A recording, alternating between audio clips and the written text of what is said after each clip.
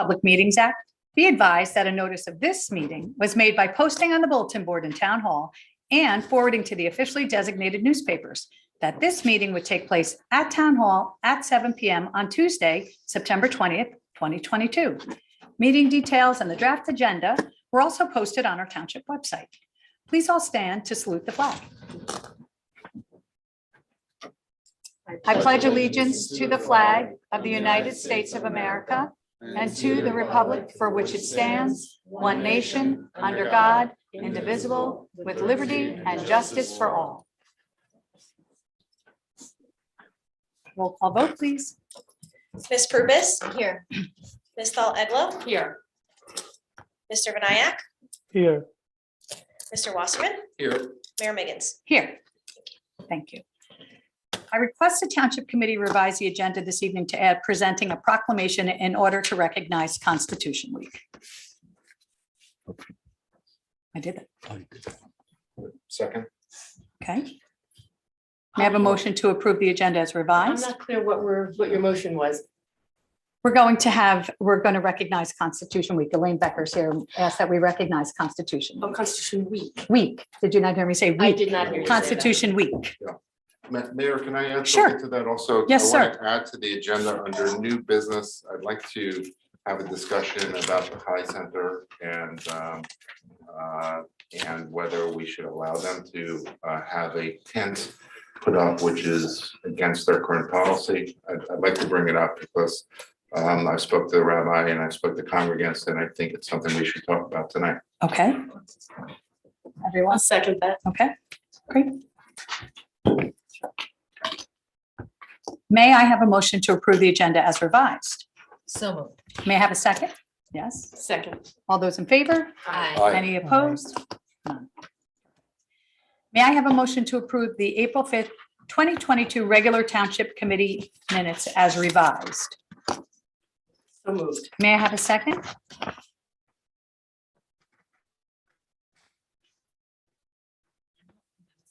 Was that it? I think you're I think here. it was her, yeah, okay, yeah, second. All those in favor? Aye. Any opposed? May I have a motion to approve the April 19th, 2022 regular Township Committee minutes as revised? So moved. May I have a second? Second. All those in favor? Aye. Any opposed? No. May I have a motion to approve the May 17th regular Township Committee minutes? So moved. May I have a second? Second. All those in favor? Aye. Any opposed? Thank you. May I have a motion to approve the June 7th, 2022 regular Township Committee minutes? Move. So moved. May I have a second? Second. Thank you. All those in favor? Aye. So we have a proclamation, Ms. Becker, for you, if you come on up, please.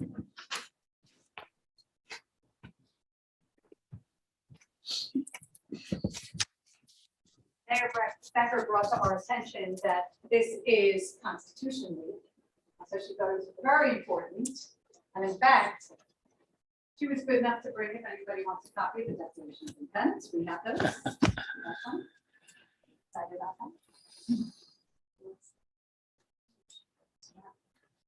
Whereas our founding fathers, in order to secure the blessings of liberty for themselves and their posterity, did ordain and establish a constitution for the United States of America and a government of the people, by the people, and for the people. And whereas it is of the greatest importance that all citizens fully understand the provisions and principles contained in the Constitution in order to support, preserve, and defend it against all encroachment. And whereas by a joint resolution approved February 29, 1952, Congress designated the 17th day of September of each year as Citizenship Day in commemoration of the signing of the Constitution in Philadelphia on September 17, 1787. And whereas by a joint resolution approved August 2nd, 1956, Congress requested the President to designate the week of each year from September 17th to September 23rd as Constitution Week. And now therefore, I, Maggie Miggins, Mayor of the Township of Millburn, proclaim the week of September 17th through September 23rd as Constitution Week, and all in the township to display the flag of the United States throughout the township, and to remind all of the significance of the principles in our Constitution and our rights and responsibilities as citizens of the United States. Thank you, Mayor. Do you have a few words you'd like to say? I just want to say that I'm glad that you did that, Maggie. Thank you very much, because this is something that should probably be done every year. It's very important to have people understand and know about the Constitution of the United States and its continues. And I know we would do it at times that would have been the earnings. And yeah, it's a good thing. So I may have to give you the one for Flag Day in June. Okay. Okay. Thank you. Thank you so much. Mayor.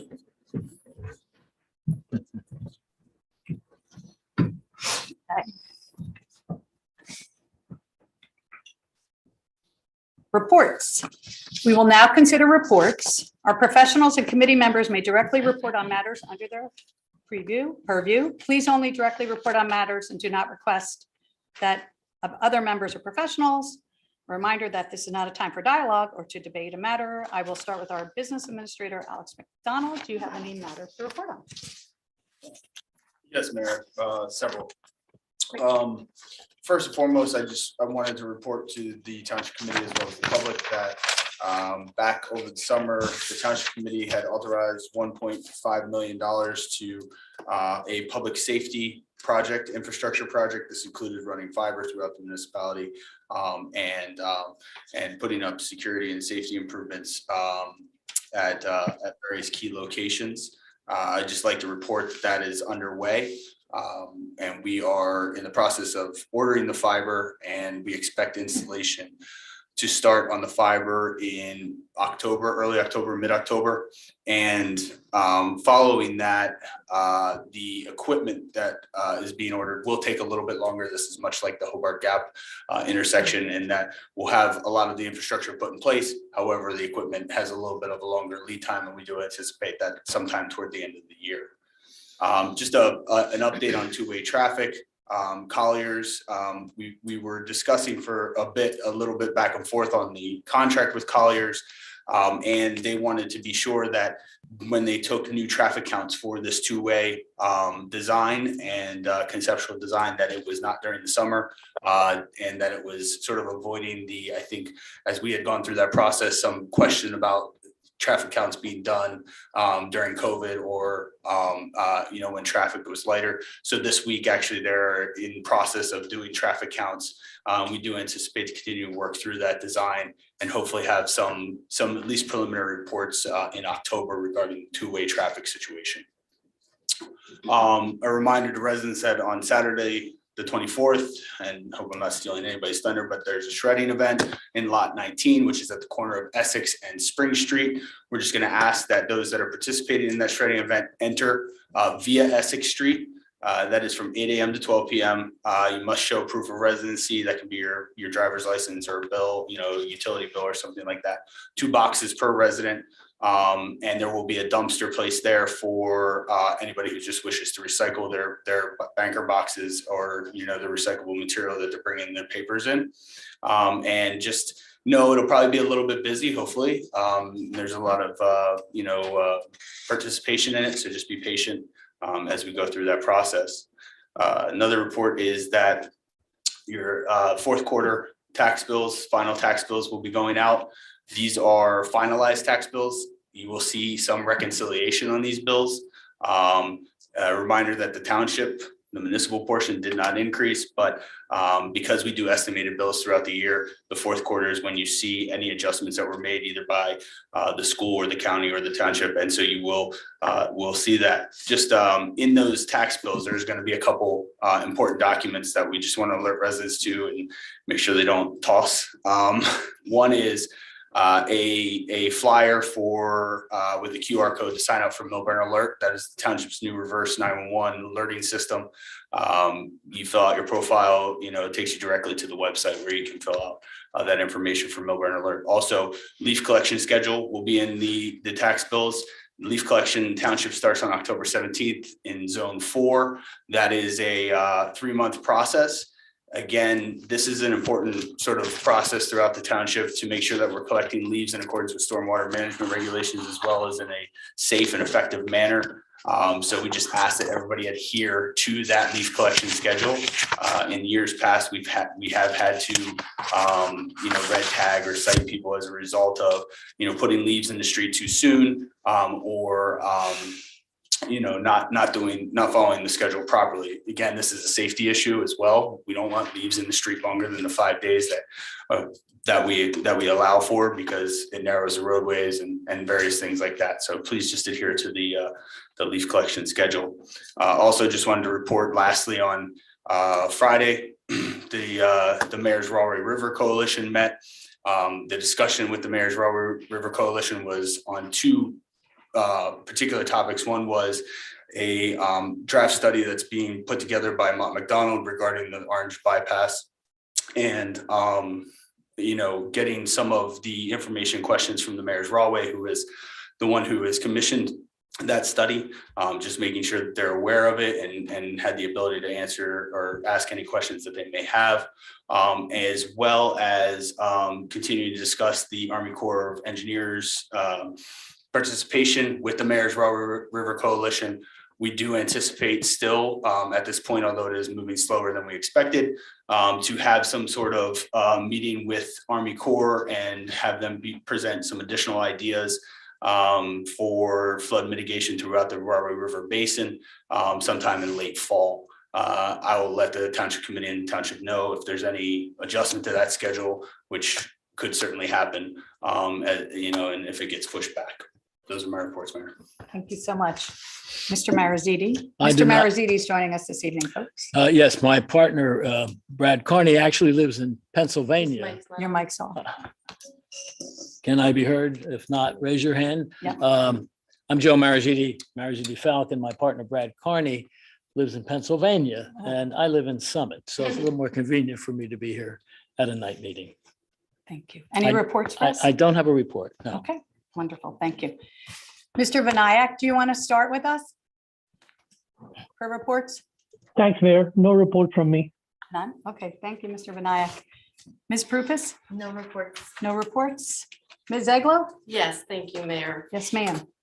So the Taylor Park Gateway Committee met, and we made a couple more tweaks to the final plans to be finalized and brought to everyone's attention. We don't have a date for that yet because they're going to add a couple of little changes. So I think it's going to be very exciting. As we've said in the past, we've heard you, we're maintaining the roses, but we could do a lot of exciting things with the space, and we hope you'll like it, and we will get some more information to you. Another thing we get to do as mayors and deputy mayors is we get to marry people, and we get invited to kind of exciting ceremonies. And I just came from Cooperman RJ Barnabas. They had the groundbreaking ceremony for their new cancer center.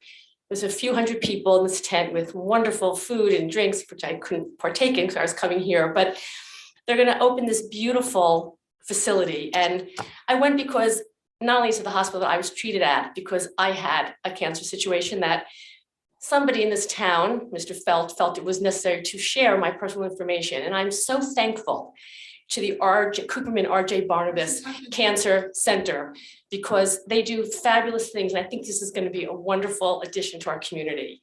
There's a lot of dignitaries there. John McKean, Mila Jacey, everyone was represented. It was really nice.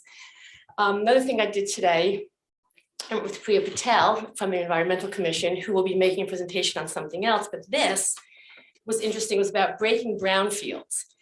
And Priya is going to be reporting something else. So I would like to share this and she can add to it. It's about gas station to green space. And we all know about the abandoned Exxon station. And the point is, we don't have to keep fighting about what should go there. They made it very clear the town should not purchase that because it is contaminated. We don't know what's there. So we could really have something great there. And I spoke to Mr. McDonald about what we can do and who we can partner with. And it would have to be with our planner and with companies that actually do this type of work. So I think that's something we can look forward to. There was also a lot of LSRPs there. And I want to make it really clear, this is really important information, that LSRPs, who we hire to do environmental studies, cannot lie or delete information from reports. It goes against their ethics. They would be reported to an ethic board. They would lose their license. They cannot, and they do not do that. All the electronic data, everything they collect goes to what's called EDDs, electronic data deliverables. They're sent to the state. They're available online. There is no lying. There is no sneaking of information. It's scrutinized very, very carefully. So there's technical requirements of where they make boring. So I think, we'll just have to keep waiting to see what happens with the DPW site. There's other concerns, like I don't think that particular building should be built there, but let's know that our LSRPs do not lie, delete, or conceal information. Another thing, after last week, I wrote up under old business, the cell tower and the lack of cell service we have in town. And I was contacted by a company that does just that versus having AT&T or Verizon build the tower. So I sent him a schematic of where we think it can go. They're going to probably get in touch with us and try to work with us. I think it's really important. I spoke to him about residents concerned about 5G. He told me there are many, many, many independent studies that do not agree that it's dangerous to have that. We have Wi-Fi everywhere. And then, Alex, I did get an email from somebody at South Mountain School. I'm going to read this to you because it kind of goes with your report. Hi, Diane. Since we no longer have Wi-Fi service for our phones in school, at least in South Mountain, we were told two things. Number one, because Milburn doesn't want more towers in town, we don't have service. Number two, Milburn School District is prohibiting staff to have service. Have I heard about this? Now, if we have to dig into that, because that's a safety issue for parents who can't have their cell service during the day, if they have to hear from a family member or there's an emergency in the building. And if that is just another example of why we need to have a cell tower and we need better coverage in this town.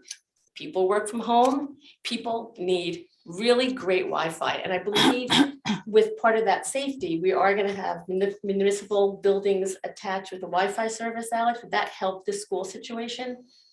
Do you even know anything about this? Is this new news to you? I literally just got this. I would never spring it on you. I can respond on that. Please. So with the fiber project, there are preliminary discussions with the schools to see if they would be willing to be a part of it. However, when it comes to the fiber, I think that is dealing generally with internet connection, not necessarily cell service.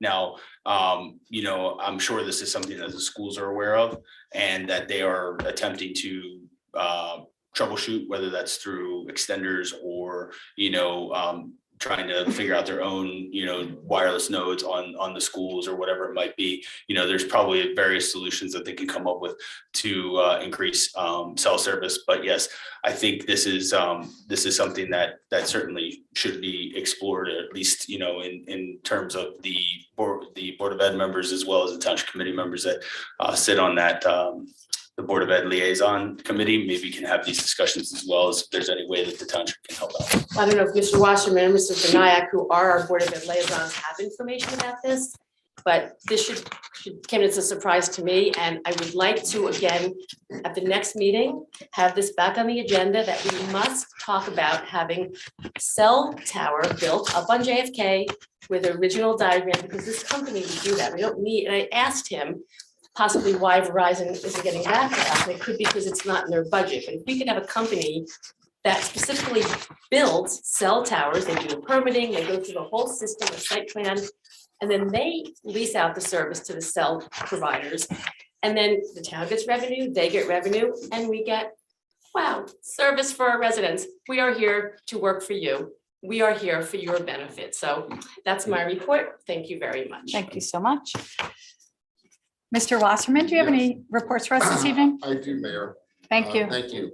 So the Explore Milburn just came out with the commercial vacancy assessment, and I want to pass this down. I don't know if everybody got a current report. And I want to, of course, congratulate Steve Grillo and the entire Explore board on the newly released vacancy report. They publish this report every 6 months. The highlight of the report is showing an overall vacancy rate of 6.5%. This is incredible because the rate was originally around 16% when the SID was created.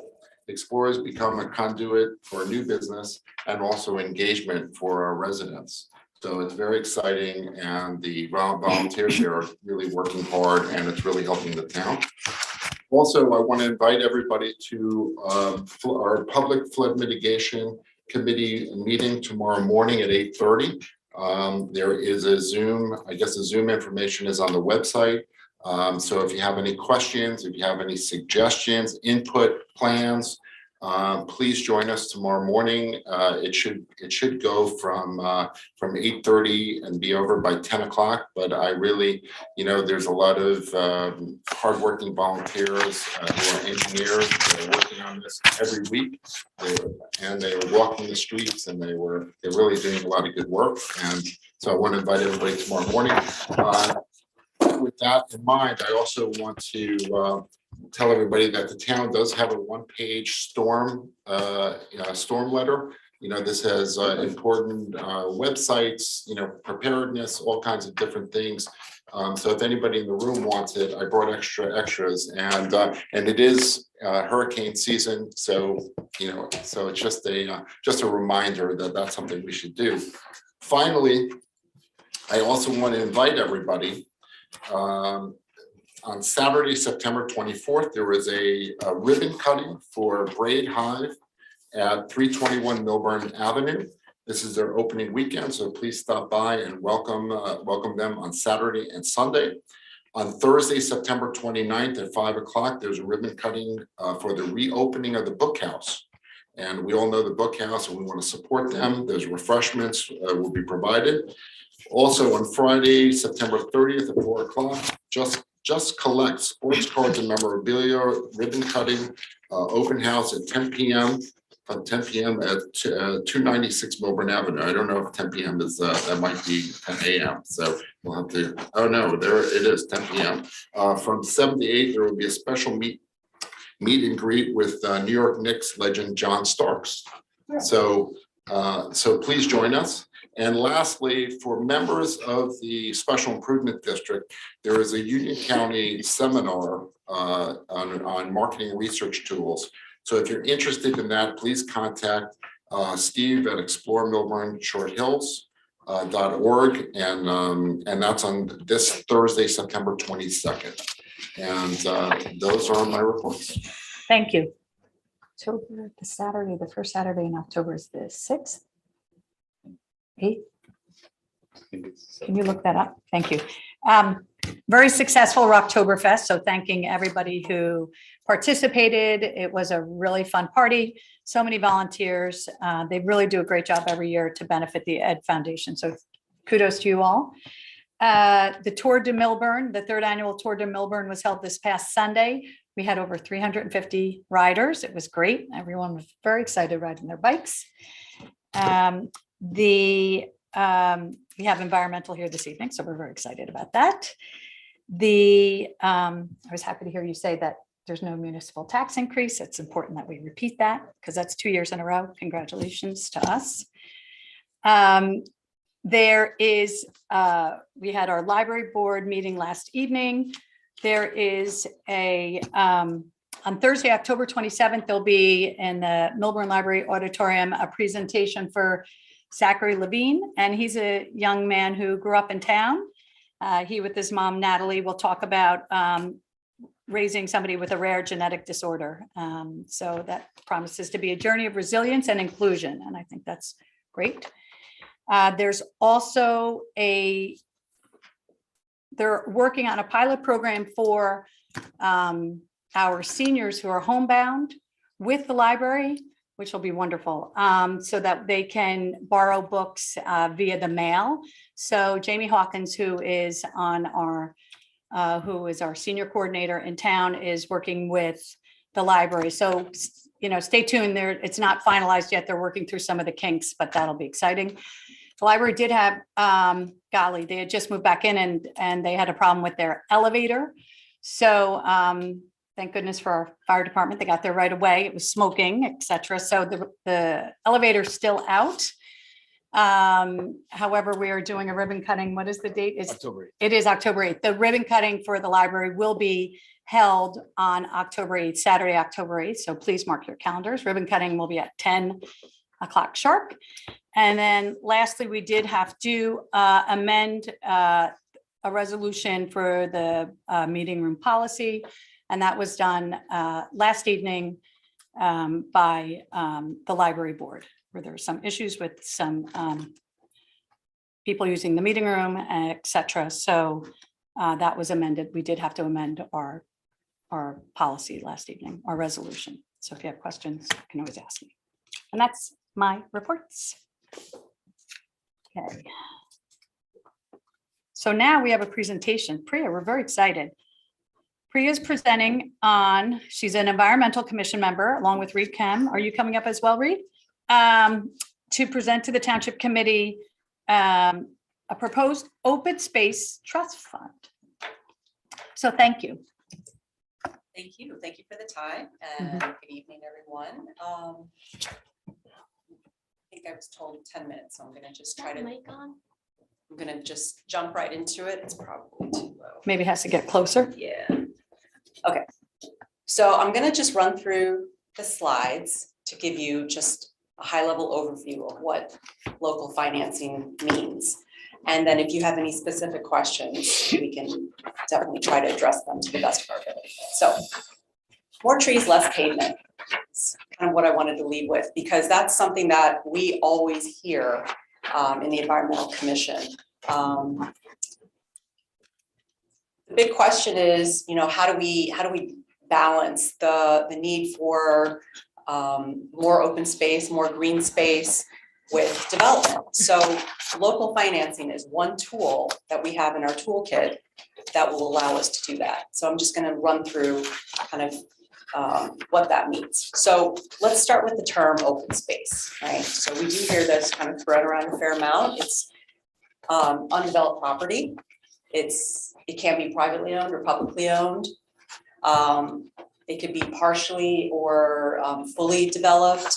It could be underutilized, and therefore could be purchased or deconstructed if necessary.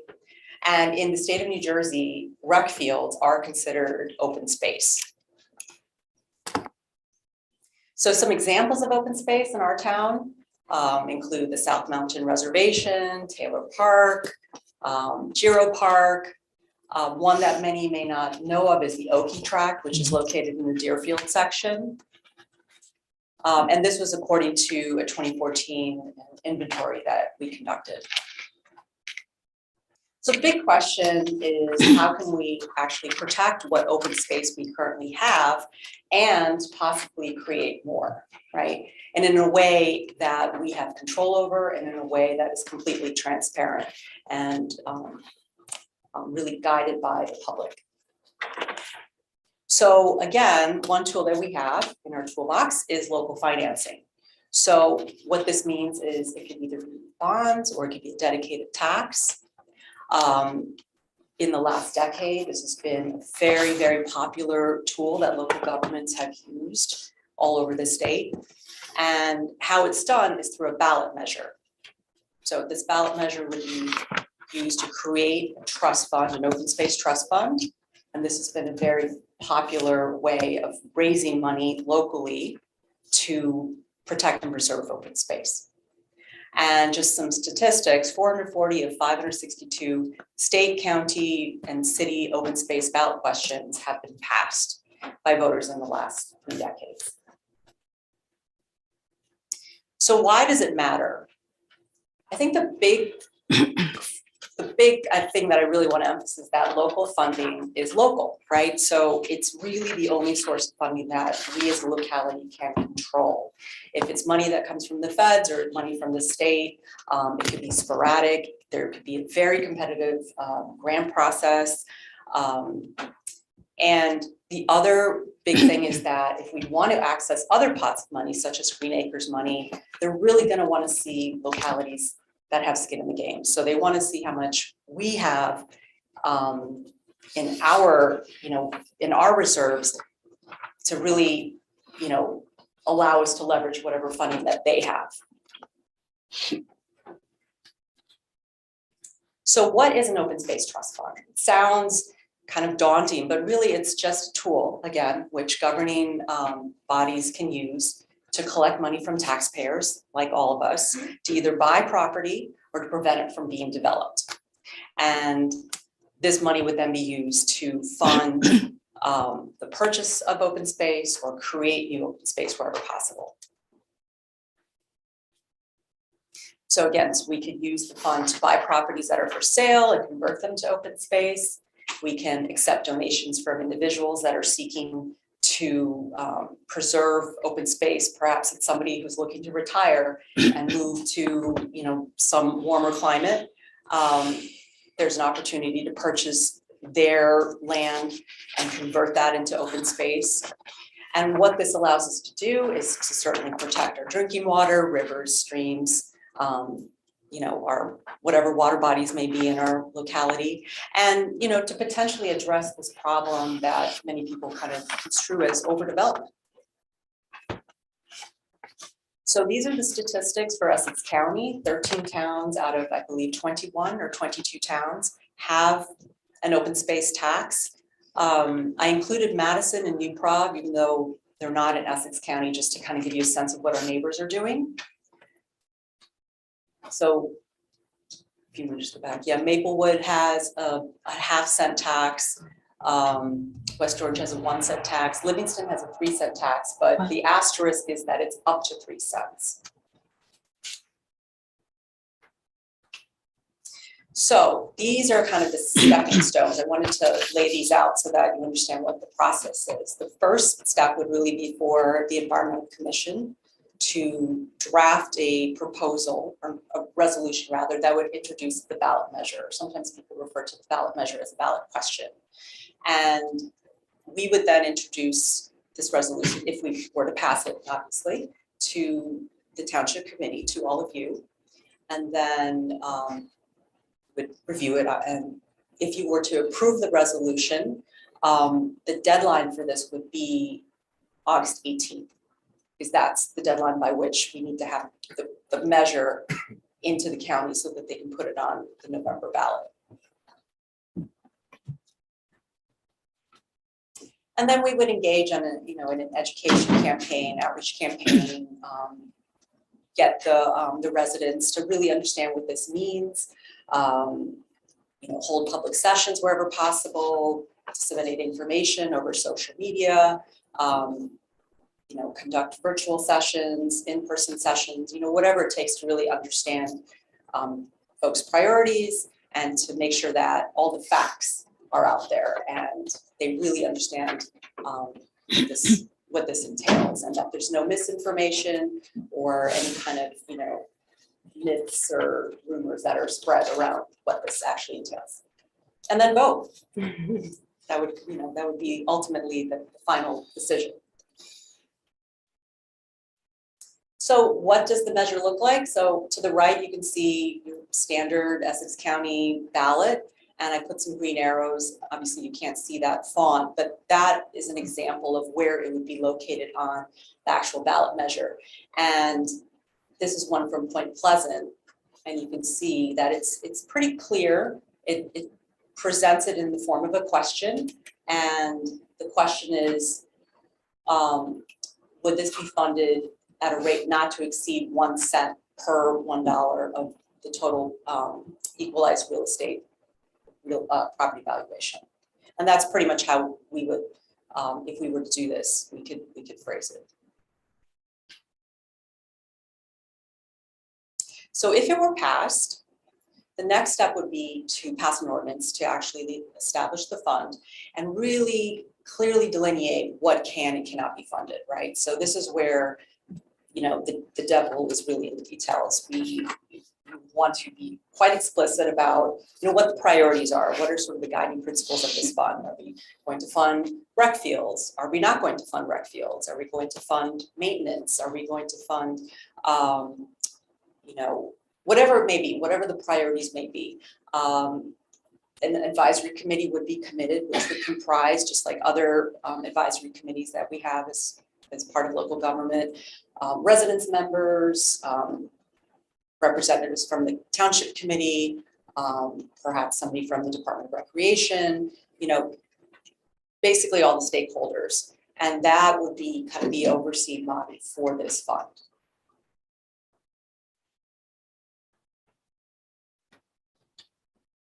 So ballot measures give voters a direct opportunity to make judgments, on the amount and the intention behind money that's used for land conservation. It's a really, really powerful way to give residents an opportunity to determine how open space is going to feature in the community. And I've talked to a number of individuals from other towns. So Mayor Klein from Livingston is a big proponent of the tool. He said it's really helped them to fight overdevelopment and to keep their town green. And if any of you have kids who played on their soccer fields, you could attest to the quality of their fields. They're incredible. Talked to Nancy Adams from Maplewood Township. She talked a lot about the process. It's been very transparent and reflective of good governance principles. They do use the funding to do a lot of maintenance of playgrounds and such. If that's not a priority for our township, then that would be something that would come out in the drafting of the ordinance after the ballot measure were passed, if it were put on the ballot. And from Caldwell, they were able to use some underutilized, I think it was a church property, and they were able to convert it into, I think it was a community center, and they also put a pollinator garden there. So different towns do different things. So this is the time frame. So I just kind of put it out there. This fall, we would, if there were interest in this, we would introduce the resolution to the Township Committee. There would be discussion, and then, again, by like August, we would have to submit that ballot measure to the county in order for it to get on the ballot by November. And people go out and vote, and then, by the end of December would hopefully be, it's pretty aggressive time frame, but try to keep a high bar. We would form a committee. A plan would certainly have to be created. A lot of people outsource that task to, an outside consultant to help draft a plan. There's plenty of tools and resources out there through ANJAC that, that give townships guidance on how to create a really good open space plan. And that's pretty much it. Thank you, Priya. Thank Does you. anyone have any questions from up here? Sure. Ms. Ziegler? Thank you. Oh, Thank you for coming. So you said, let's just say it was up to 1%, based on the valuations of our house. 1 cent. 1 cent. 1 What did I cent. say? 1%. No. What would be an example of a typical house in Yeah. Milburn? So that's a Fort great Hills. question. I did Okay. not include that slide because I just thought I would answer it this way. So Okay. 1 cent on, let's say the average property assessment in our town is 1.24 million, right, and change. So the tax would be 1 cent for every $100 of that valuation. So the total tax for a person who owns a $1.24 million home would be $124. And then you can go up or down from that. So for instance, because we live in a community where, property values are quite high, 1.24 million is a big number. A half-cent tax would obviously drop that number of 124 down to $62, and so on. And if we decided on the half-cent versus the 1 cent, does that stay static for the life of this bill, or is that something can be more tweaked? No, not at all. So this is, again, this is why this has been such an effective tool in our state. It's because, first of all, it's a legally non-binding measure. So what that means is, okay, first let me answer the first question. So the wording of the ballot can have a sunset provision. So this tax can expire in 5 years or 10 years, or however the elected officials want to word this. the non-legally binding piece of it means that, let's say you go through the steps that I outlined and we're able to get it on the ballot for November and people vote overwhelmingly, let's say, in favor of, 80% and 20% say no. It's non-legally binding, so at that point you could still scrap it. But, the residents have spoken and have voted in favor of it. So it's upon you to decide what you want to do with it at that point. But it's a lot of work, right? It's a lot of work in terms of outreach and education and awareness building and time, our time, your time. So one could argue that you probably wouldn't scrap it at that point if you've already invested all this time in trying to get it on the ballot to begin with. Right, I'm saying if we choose on the initial ballot to make it 1 cent, Oh, right, sure. can that be changed up, down in a year or two, is what I'm saying? If Yeah. it's worded as such, if you want Okay. to increase it or decrease it, you could say 5 years, it'll go away, or after 5 years, it'll drop down from 1 cent to half a cent. Okay. Absolutely. Okay, so I want to take all the time, I just want to say that I think it's really great, because like you said, we have control. Right now, we pay the biggest bang of buck to Essex County, and we're not getting anything back. We're leaving money on the table. We're leaving it, it's gone. And when this was voted on in Essex County several years ago, it was overwhelmingly passed. So you said also someone could donate land, if it's the penny, whatever that is, could someone also donate, like we have people donate to the first aid squad, donate to whatever funds, is this something people could also donate extra money to if they wanted to, or it has to come from the taxing? Not extra money.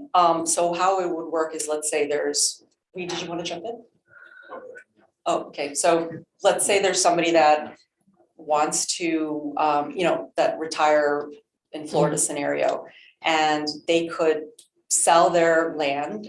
They could sell it for $1, or they could sell it for fair market value, whatever they want to sell it for, they're the property owner.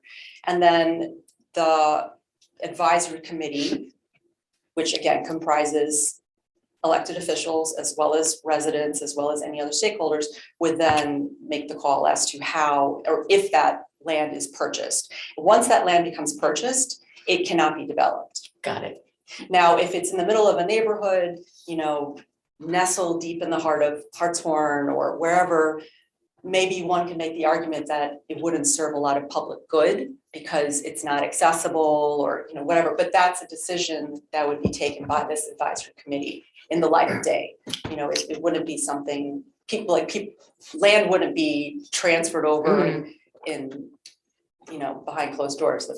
That's not how this would operate. I think just to jump in, I think another way that's sometimes handled is perhaps through a tax easement where an outright transaction is not completed, but where a property owner has some sort of tax relief in exchange for putting their property into a conservation. Got it. Yeah. Thank you. Yeah. Mr. Wasserman? Yeah, thank you, Mayor. Excellent presentation. I really like that work. I like the work that you're doing. I think it's really helpful to the town. I think we always need open space. And my only question is, do you have an idea? I know we talk in cents. In other words, 1 cent equals $100, $50, whatever per homeowner. But is there a certain amount of money that towns have like that? All those cents equal a pot of money. So is there a goal, if you work backwards and say, is it possible for you to say, well, we really need, $1 million, we need $5 million? Is there an amount of money that there's a goal, by using the cents? Is there an aggregate amount that towns try to get in order to, do this? I think I don't know, I haven't come across any towns where they're looking to achieve a certain dollar amount. But there are towns that certainly have a goal in place. And I know that this has come up before where, we don't want to just raise money for the sake of Right. creating this war chest of money. There should be some sort of purpose for it. Maybe there's, a particular parcel of land or Right. something, and then, we could work towards that. But in my experience, I haven't heard of anybody saying we want to raise $5 million or $1 million, but they might say that we want to acquire this dilapidated church building like Anne in Caldwell. You know, they knew that they had their site set on a particular property that was in disrepair, and they felt like if they had the funds, then they could convert it into something that would be really wonderful, you know, just that could be utilized by the whole community. So that was a goal that they had, Right. but there wasn't like a dollar amount per se. Because we're always on it in municipal government, we're always budgeting, you know, how much, Sure. you know, what, you know, what's the goal, what's the reserve, you know, whatever. Mhm. And I'm just, you know, I guess my only concern is, you know, we charge a cent, 2 cents, whatever. It just like could be an ongoing thing where he's building up a certain, you know, an amount of money. It'd be interesting to say, you know, if there's a amount that towns generally raise to do this type of work. Well, we can certainly get that information. It's readily available. The Trust for Public Land works nationwide on this issue about open space conservation. And they have an excellent database that keeps track of all the numbers, all the measures, how much money is being raised. I just think it would be a So- stronger argument to our residents to say, you know what, we're looking to put together, you know, X amount of money so we can buy open space, you know, instead of a ongoing tax that just, you know, runs by for 5 years or 3 years, whatever. And don't get me wrong, I think the work you're doing is excellent. I like the idea. I just want to make sure that we know what we're striving for. Just to chime in, and it's your, to Deputy Mayor's question as well, towns do go up and down, I believe, and so it's something that can be changed over time, so it's not a fixed Right. amount, and so also if the town has a fund and they're not finding opportunities to put it to use, they can actually stop the assessment. Got it. So there's that flexibility, although you lose the ability to get matching funds, I believe, through the Green Acres program if you're below the certain assessment. But to that point, let's suppose like we could use it for lighting at Gero Park or or maintenance on Bauer Center building, you know, like the pot of money, if it keeps growing, there's always something we can do. And at $62 a household, I don't think anyone should really balk at that. It's for, you know, the good of the whole. Mr. Vinayak, did you have any questions? You had unmuted yourself. Did you have any questions, sir? No, I was just adding to Mr. Wasserman's question or trying to kind of explain it a little bit. 0.5 cents is about $500,000, close to $500,000 in our township. If you keep putting about $500,000 every year, and if you don't use it in 10 years, and 10 years flies by, you have $5 million there.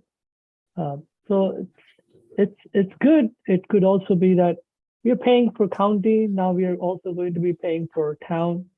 There's pros and cons, but looks like a lot of pros in there too. Again, we're just trying to explain 0.5 cent is more close to like $500,000, $500,000 a year towards that pot. Thank you, man. Ms. Prupus? So there are other towns where there are examples of the ballot measure actually identifying something that's going to be purchased with money. Do they ever frame ballot measures in that way to have something very specific? Yes, like, so for instance, the North Caldwell project where they were looking to acquire that space. To make good. Livingston has also had like specific not projects, but parcels of land or sites that kind of allows residents to sink their teeth into something so that they can understand what the money would be going towards. The other thing is this money can also be used towards historic preservation. So if there's any sites of historical importance, that could also be a use for this funding. So towns have used it for that. And has the intention as well. environmental commission come up with any specific sites that they think would be a good reason to collect? And yeah, during our 2021 meetings, we actually spent a little bit of time identifying possible parts of the town. I mean, it's a bit of a chicken and the egg kind of question, right? Because these are properties that are in private ownership or maybe institutional ownership, but certainly some of the areas that are in conservation, you know, up in the reservoir area, if there were, you know, obviously there's one property that's been in the news. If there were other properties, if the town, you know, had the means to actually provide an alternative in terms of conservation instead of development. Yeah, That could be an area if that came yeah, that up. would have been a great one. So Any other questions? Mr. Mariziti? I don't have any questions. I'm familiar with the program because I participated. Your microphone, sir. There you go. I was an advocate for such a program in Morris County that's been very successful over the years. I understand the program.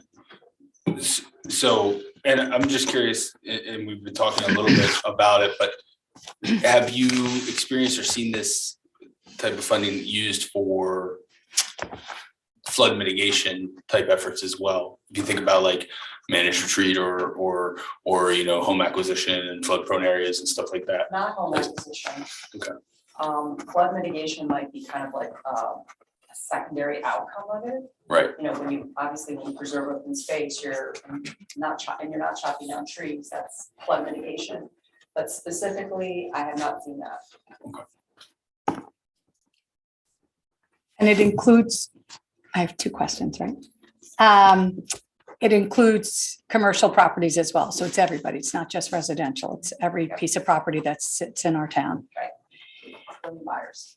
Right. I mean, willing sellers. Sorry. And you mentioned Green Acres with the township. If the township had something like this, it's the Green Acres program appears as if, or it appears as if we have some skin in the game, as you said.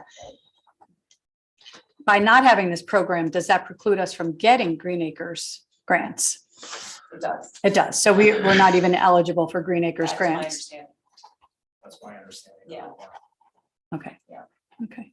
I just whispered to Alex a really good question, who I thought was. This also is tax on commercial properties. The Short Hills Mall is worth a fortune. Can you imagine if we got 1 cent on their valuation that would go into this pot of money? Alex I did ask him, the valuations for the town is $9.8 billion. And who's the math quant in the room? Who wants to put in- 980,000 at Yeah. 1 cent. Boom, I like it. Okay. Any other questions at the dais? I'm just wondering about the process of like how, if we're gonna continue this conversation, what that's gonna look like and how people can have, like our residents can have a chance to have input when and how as soon as possible in this conversation. So what that would look like. Well, I mean, we could certainly, as the Environmental Commission, conduct some sort of a public session that allows folks to learn about, we can go through, and give them the high level overview of what this means and get them to weigh in. Some folks may be dead set against it, and some might be huge proponents, and maybe there's others in between. So we can certainly do that. And then also we could potentially like maybe do something like a Survey Monkey out on Swift, Alex, like just to get a straw poll of what people are thinking potentially. Yeah, that's a great idea, and a lot of towns do that. They put a survey on their, township website to kind of get a show of hands. Just right, to see if it's even worth us talking about up here again. And I would think that the Environmental Commission should, kind of run quarterback. Like, I think you guys are in a very good position to hold initial hearings or, or do a public session. If I hear correctly, we can only say whether it should be put on the ballot or not. At the end of the day, every individual is going to vote. If they don't vote, it's up to them. But they will vote, and only if we get enough votes, and then only we can put this tax on. It won't be just on the TC, it will be on residents to approve or not approve. Right. But whether or not to even get to that point of it being on the ballot can also be a discussion. Right, I mean, and we can do some of the things just in parallel. You can shape the proposal for us. Sorry. I'm saying, like, you can really shape the proposal. Okay. Well, thank you so much for coming this evening. This has been very Excellent. Thank you for your time. eye-opening. Thank you. Thank you. Thank Thank you so for much. your Great, original. Thank you. great work. Thank you. Thank you. We're now going to have Robert Clifton, who is the Comcast representative, to present to the Township Committee the application renewal municipal consent hearing. Thank you. Mayor. Thank you, Good sir. evening, everybody. My name is Ron Clifton. I'm the Senior Director of Government Affairs for Comcast Cable. Tonight's public hearing is on our application to renew the cable franchise here in the township. We are nearing the end of a 3-year federally mandated process, which began back on December of 2019 when we sent to the township what is called a 626 letter. And this is from section 626 of the FCC guidelines on cable television regulation.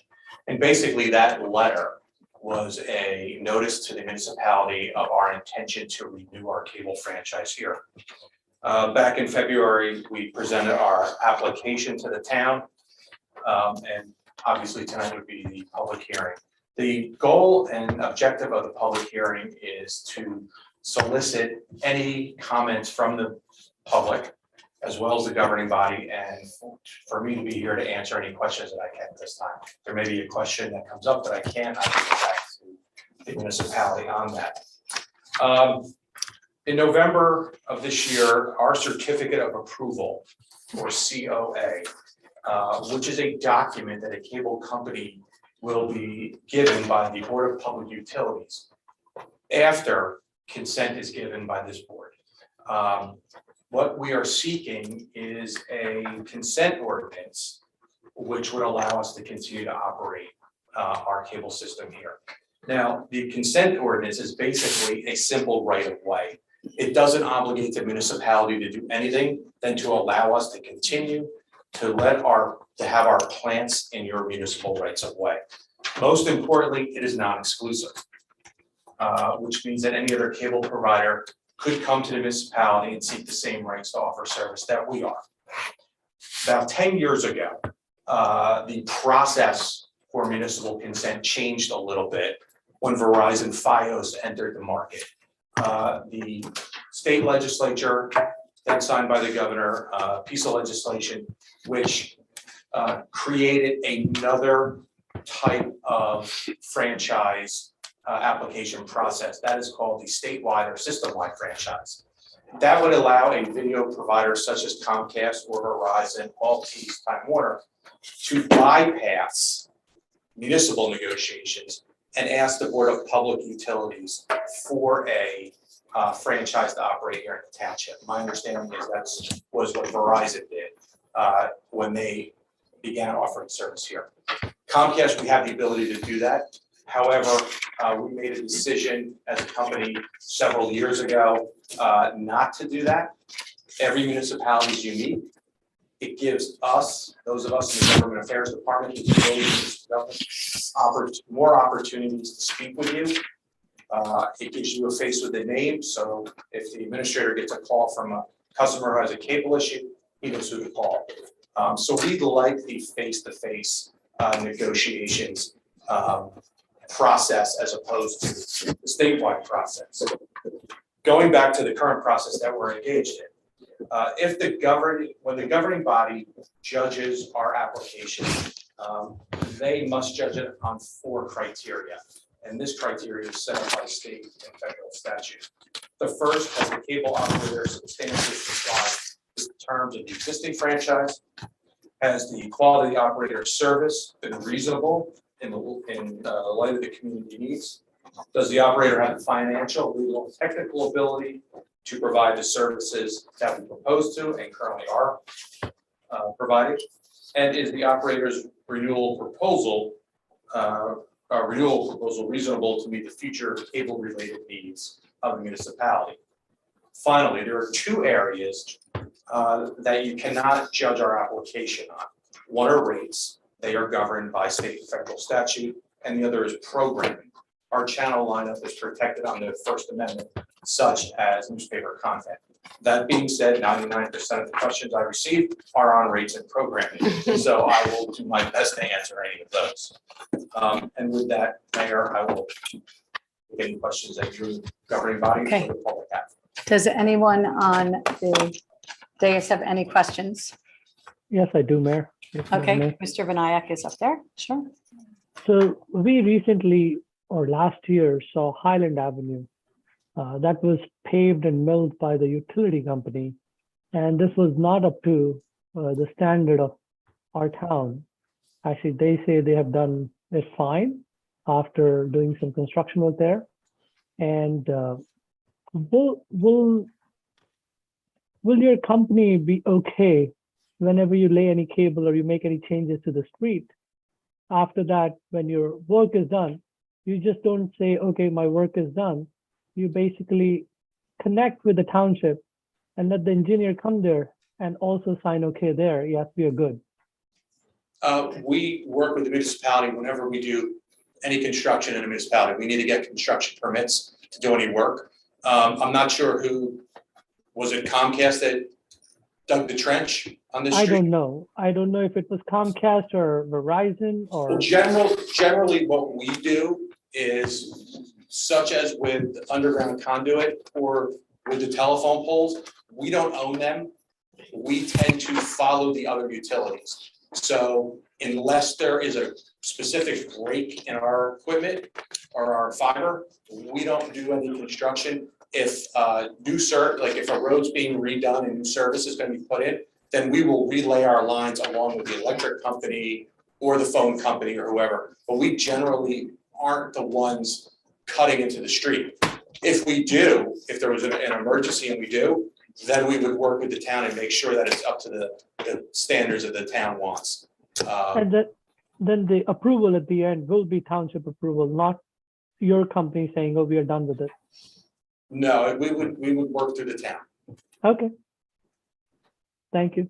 Thank you. Anyone else? Up here? No? Okay. We will now open the public hearing to the public on a Comcast cable application presented to the township. Speakers are asked to limit their comments to 1 3-minute session. Thank you. Mayor Becker? I think it would be best if you went to the microphone. This way everyone who's listening at home can hear as well. Thank you so much.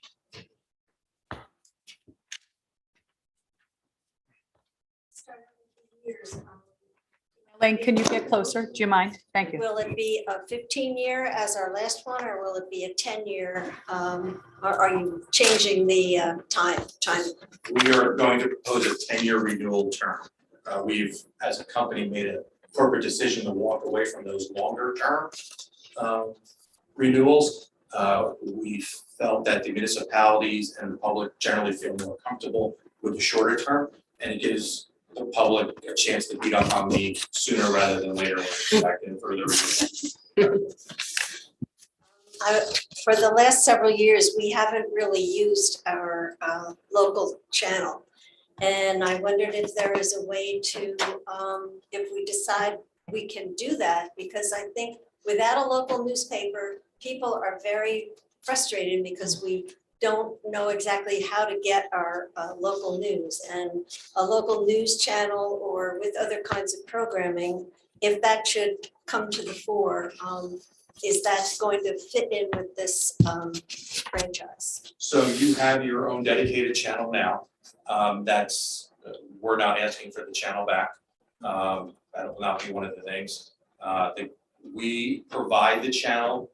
I believe we did that in the last franchise before, the one before we provided the local access channel.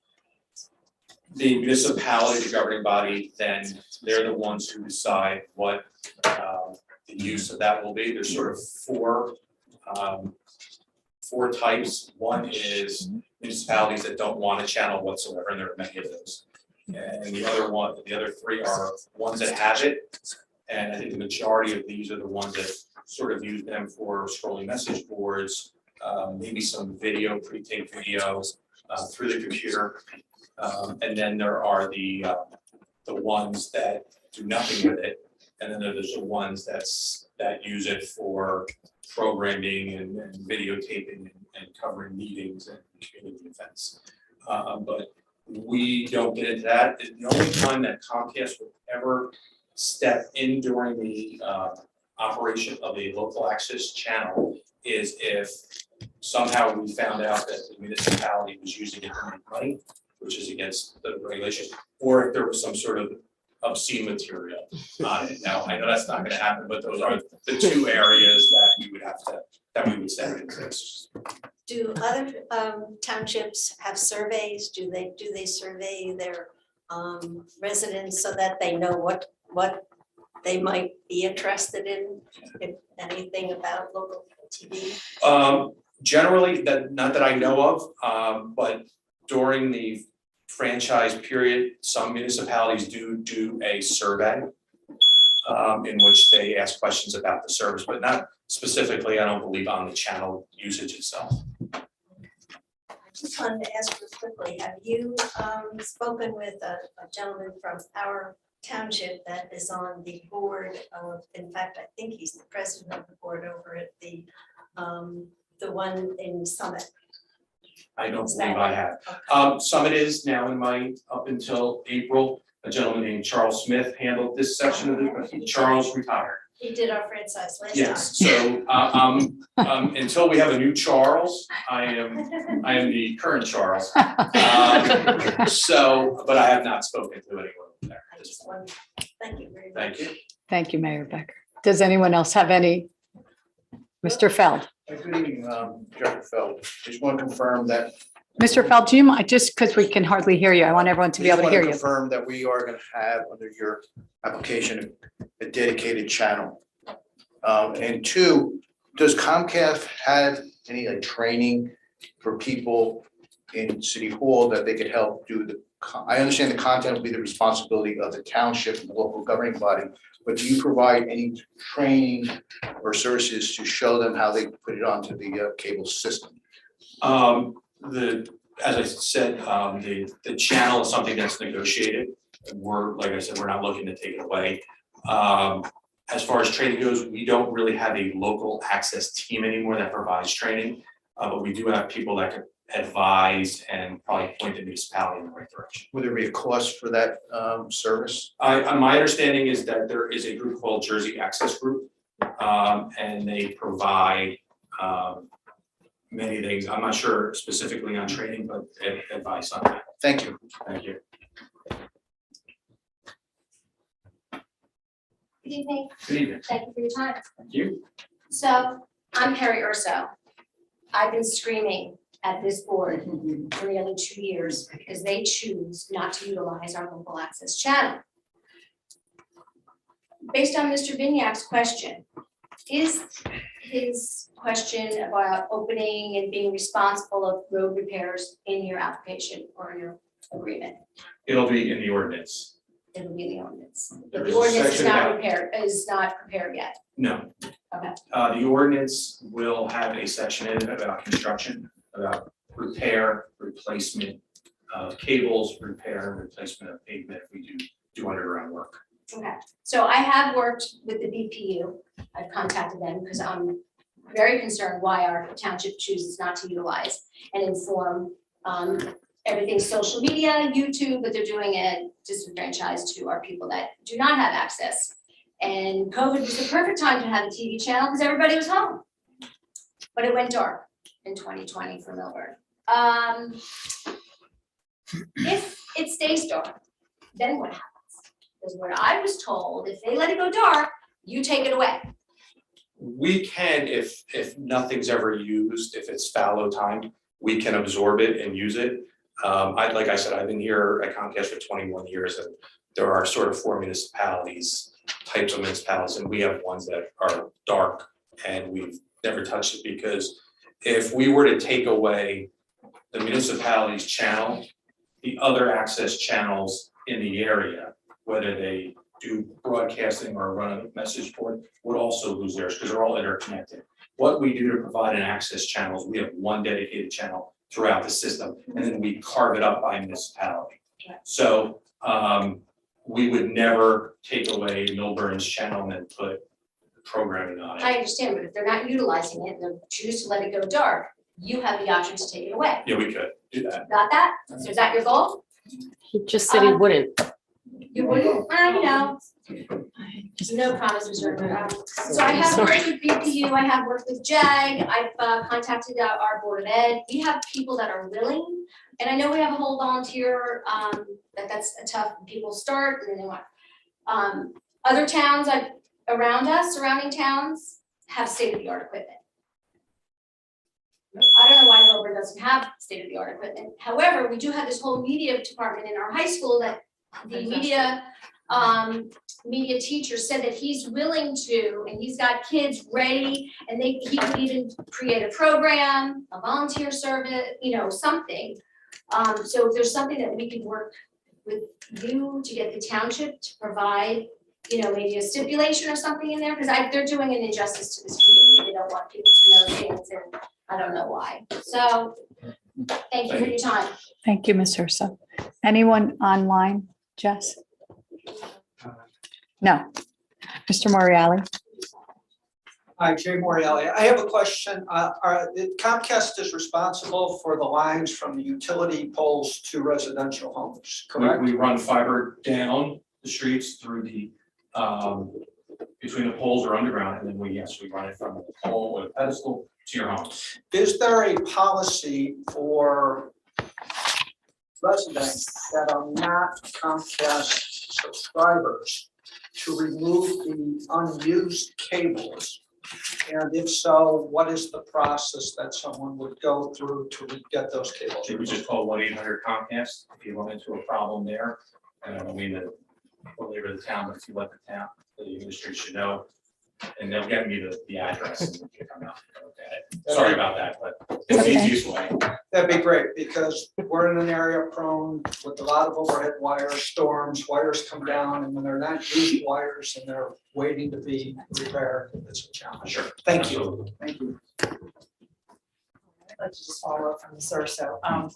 Could you produce any information that would be helpful to the township in terms of how these local channels are currently utilized by different towns, especially ones that are of our demographics or are comparable? We actually don't have that because our role ends when the franchise over, when we turn on the channel for a municipality, that really is where we end. We just make sure that the signal is working. So if we hear from an access user, a school or a municipality that there's a problem with the video or the audio, that's when we sort of step in. But as far as monitoring those channels, so, yeah. I just like to echo what my fellow neighbor said, that I believe in the age now where we don't have local newspapers, that people are looking for this, particularly our seniors who live in town, even people who moved out of town. They like to keep up with the news. There's no way for them to really get that easily, and they really would rely on this because it's difficult for them to work their computers, to get YouTube, et cetera. So I hope that people are listening. Thank you. Quick question. So you said we can easily populate the channel with our video. Correct. Does that cost us money to do that? So generally, a lot of towns, what they do is they have a dedicated computer and a piece of equipment, a box, a character generator, it's called.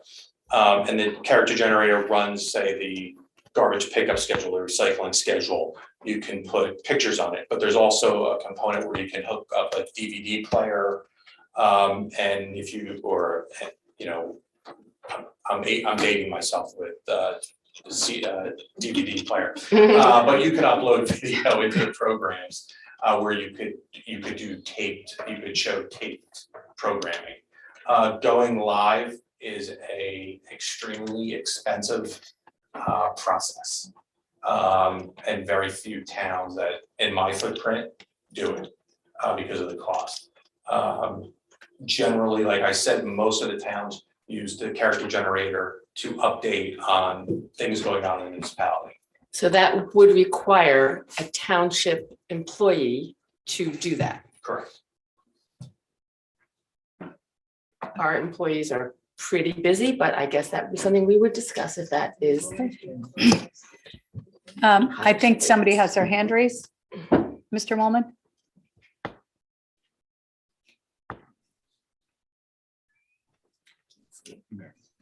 Hello. Yes. Yes, hello. Good evening. I'm Mary McNett, 9 Park Circle, Short Hills. I was just wondering if comment was appropriate. I don't have a question, but I have a comment. About Comcast? Yes, of course. Sure, of course. Okay. Of course. Yeah, so in the past, the cable channel has been a really important resource for the community in disseminating information and helps keep things transparent. I think it fostered town spirit and gave the community a stronger sense of identity. And Elaine and I, when we were in office, we used the cable channel for promoting all kinds of Milburn things downtown, informing residents of how various town hall departments work. And we provided information about our domestic violence crisis intervention team that the community would not necessarily not know, and helped illustrate our history. I think it connects us as a community, and I think it's really important to save it and to grow it so that our residents have access to all that information. That's it. Thank you. Thank you. I have a question. So Should we close public comment first? Does anyone else have any comments? Nobody else? Mr. Sacramundi? Are there any plans to deploy fiber to the home? No, not at this point. So through the current architecture we have, and every year we've launched, that we've had internet, we've increased our speeds. We believe that fiber along the main roads and then coax to the home has been allowing us to,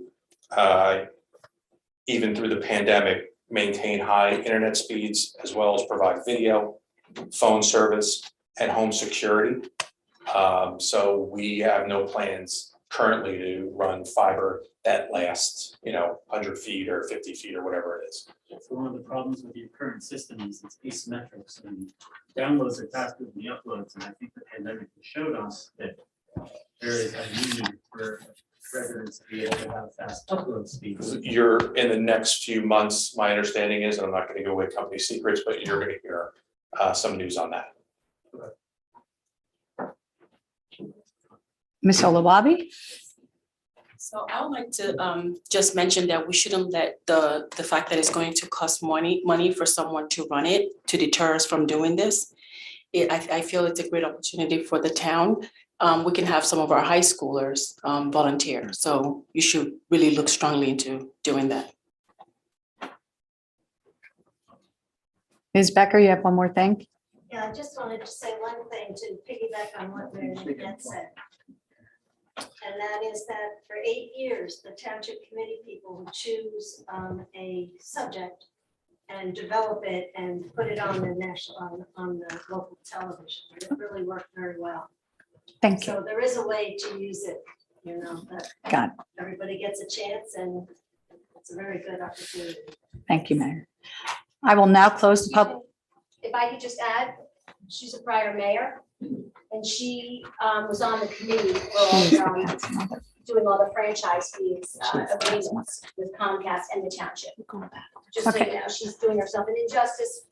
I will now close the public hearing. Township Committee, do you have anything you wish to ask? I have a question. So when programming the channel, it can be as many hours as the township wants to do it, You have the channel 7 days a week, 24 hours a day.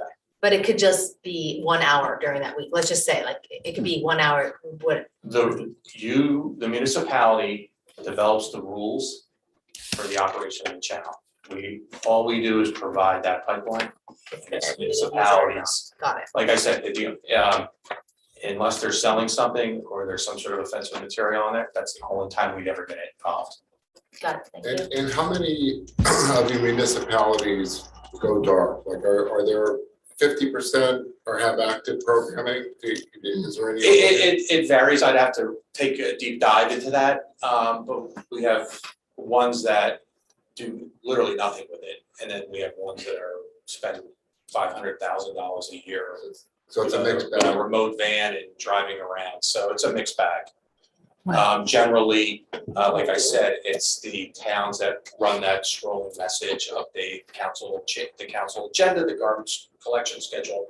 That tends to, in my footprint anyway, it tends to be the norm.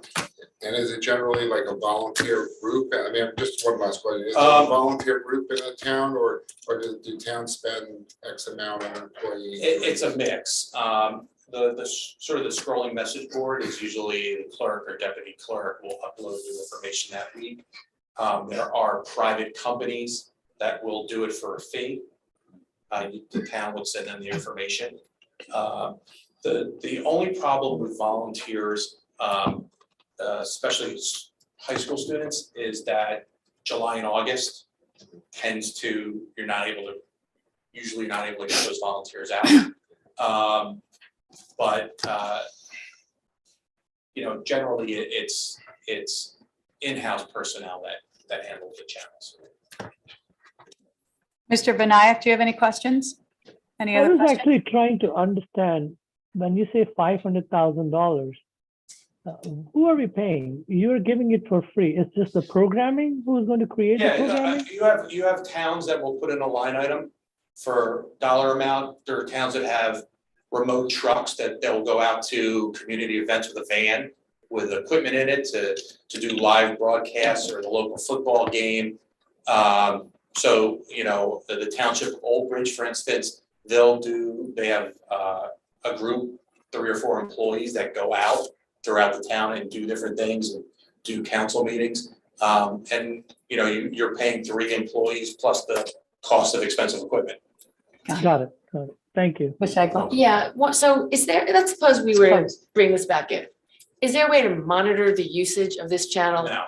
So it could be still just going out to the Netherlands somewhere, not Netherlands, Netherlands. We've had that question. It's not like the Nielsen ratings where you get a box and you can see who's watching it. We don't know what the usage is. And we'd never know. We don't, unfortunately. Anyone else? Mr. McDonald? Mr. Mariziti? I haven't. None. Mr. Clifton, thank you so very much for coming this evening. Thank you. What I will do is in the next couple of weeks, reach out with the administrator, send a draft ordinance with a proposal in it, and then we can begin the negotiation process. And if I could just take a personal note for 1 second, the deputy mayor mentioned something in her report. I live in Monmouth County, which is about 15 minutes away. My wife chose Robert Wood here for her breast cancer surgery, so it's been 6 years. Oh, good. So I'm with her, I get it. we love that facility. It's gonna be groundbreaking, a bigger, better new facility to We're help happy a about lot that. more people, sure. Thank you all. Thank you so much. Safe travels. Okay. Before we move on to public comment, I'll be making a mayoral appointment. I'm going to hereby appoint Srini Vijay, Class 4, to the Planning Board. He's currently serving in the alternate 1 position. So he's got the vacant regular member, Class 4 position with the term expiration of December 31st, 2023. So thank you. Very excited about that, Srini. Public comment. When invited to speak, please come to the lectern, clearly state your name and address, and speak loudly so that your comments may be understood by all and properly recorded.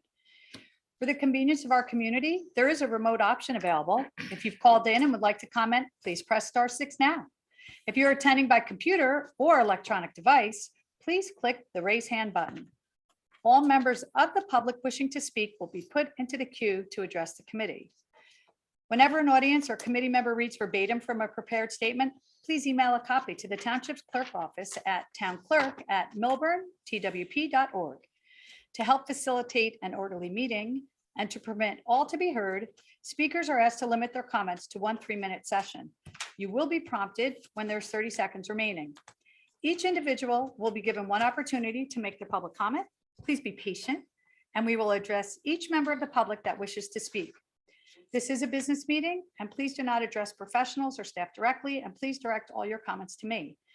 A reminder that we are all neighbors and personal attacks will not be tolerated. I will now open the public comment period.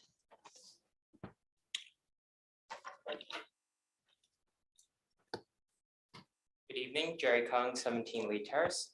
I wanted to start by thanking the Ed Foundation for hosting such a successful Rocktoberfest. I've never served so many beers in my life before, but I didn't realize that it could be so much fun. So let me start with some old business. So I did notice that Craig Plutner's term expiration is now listed as December 31st, 2022, instead of December 31st, 2024, as it was the last time I was here. So I do now believe that the planning board is constituted legally, so thank you for that. Following on to that, could you please inform the public as to when his term was officially shortened? and what the status of any decisions made while his expiration was illegally left as December 31st, 2024, after Ms. Canfield and Ms. Nevis were concurrently serving on the planning board. And I hope you won't gaslight me, but if you are going to, please let me know in the future where I can find the definitive term expirations for any boards and commissions that can't be updated on a website with no historical record. The next question I have for you is, where is the developer's agreement for the dump site, and will it be shared with the public prior to the final compliance hearing, which has been pushed back to Wednesday, October 26th? I believe on February 15th, 2022, the developer stood up here and stated, what we would like and what is projected is for the township to convey the land to us for $1. I wonder if anyone could comment on the applicability of New Jersey State Statute 40A:1213, where it states that the land must be sold via open public sale at auction to the highest bidder after advertisement thereof in a newspaper, or alternatively, private sale when acting in accordance with local redevelopment and housing law. As far as I know, the dump is not an area in need of redevelopment. So are there plans to designate it as such in order to push through this sale? The other question that I still haven't received a response to is where the operations of the DPW site would be relocated to and at what cost. And so it's been 7 months since that meeting when the developer showed up here, and we haven't received any of these questions. And interestingly enough, there were no reports related to the developer's agreement. When will the environmental firm VHB be brought back for questioning, as was discussed at the last township committee meeting? And since I'm not allowed to address said person directly, one member of the dais stated, basically told us what the roles of LSRPs are.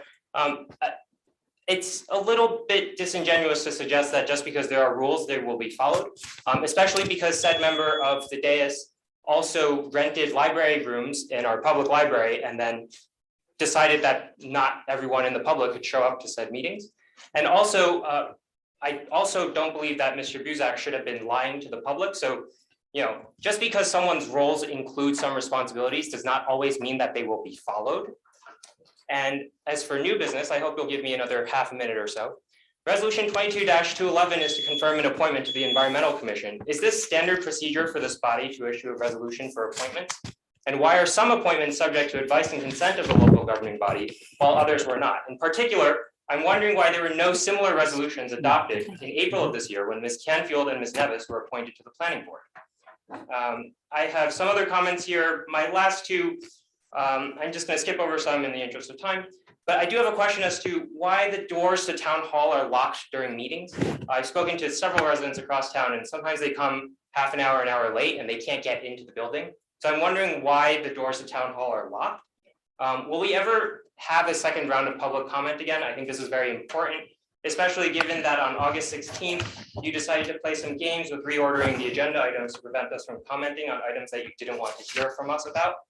In particular, I believe that Ms. Cruz, she's in the audience today, she protested about this at the August 16th meeting when you moved the reports to the end after the public comment. I believe she deserves an answer to this question. Thank you. Thanks, Mr. Khan.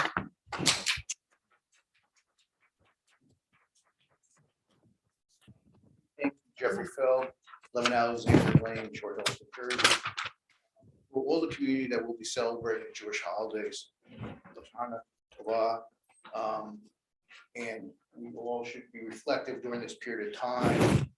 Because in the traditions, when the book is open and when it closes, we stand at Mount Sinai of all generations that came before and after, and we talk about the covenants that are given to us.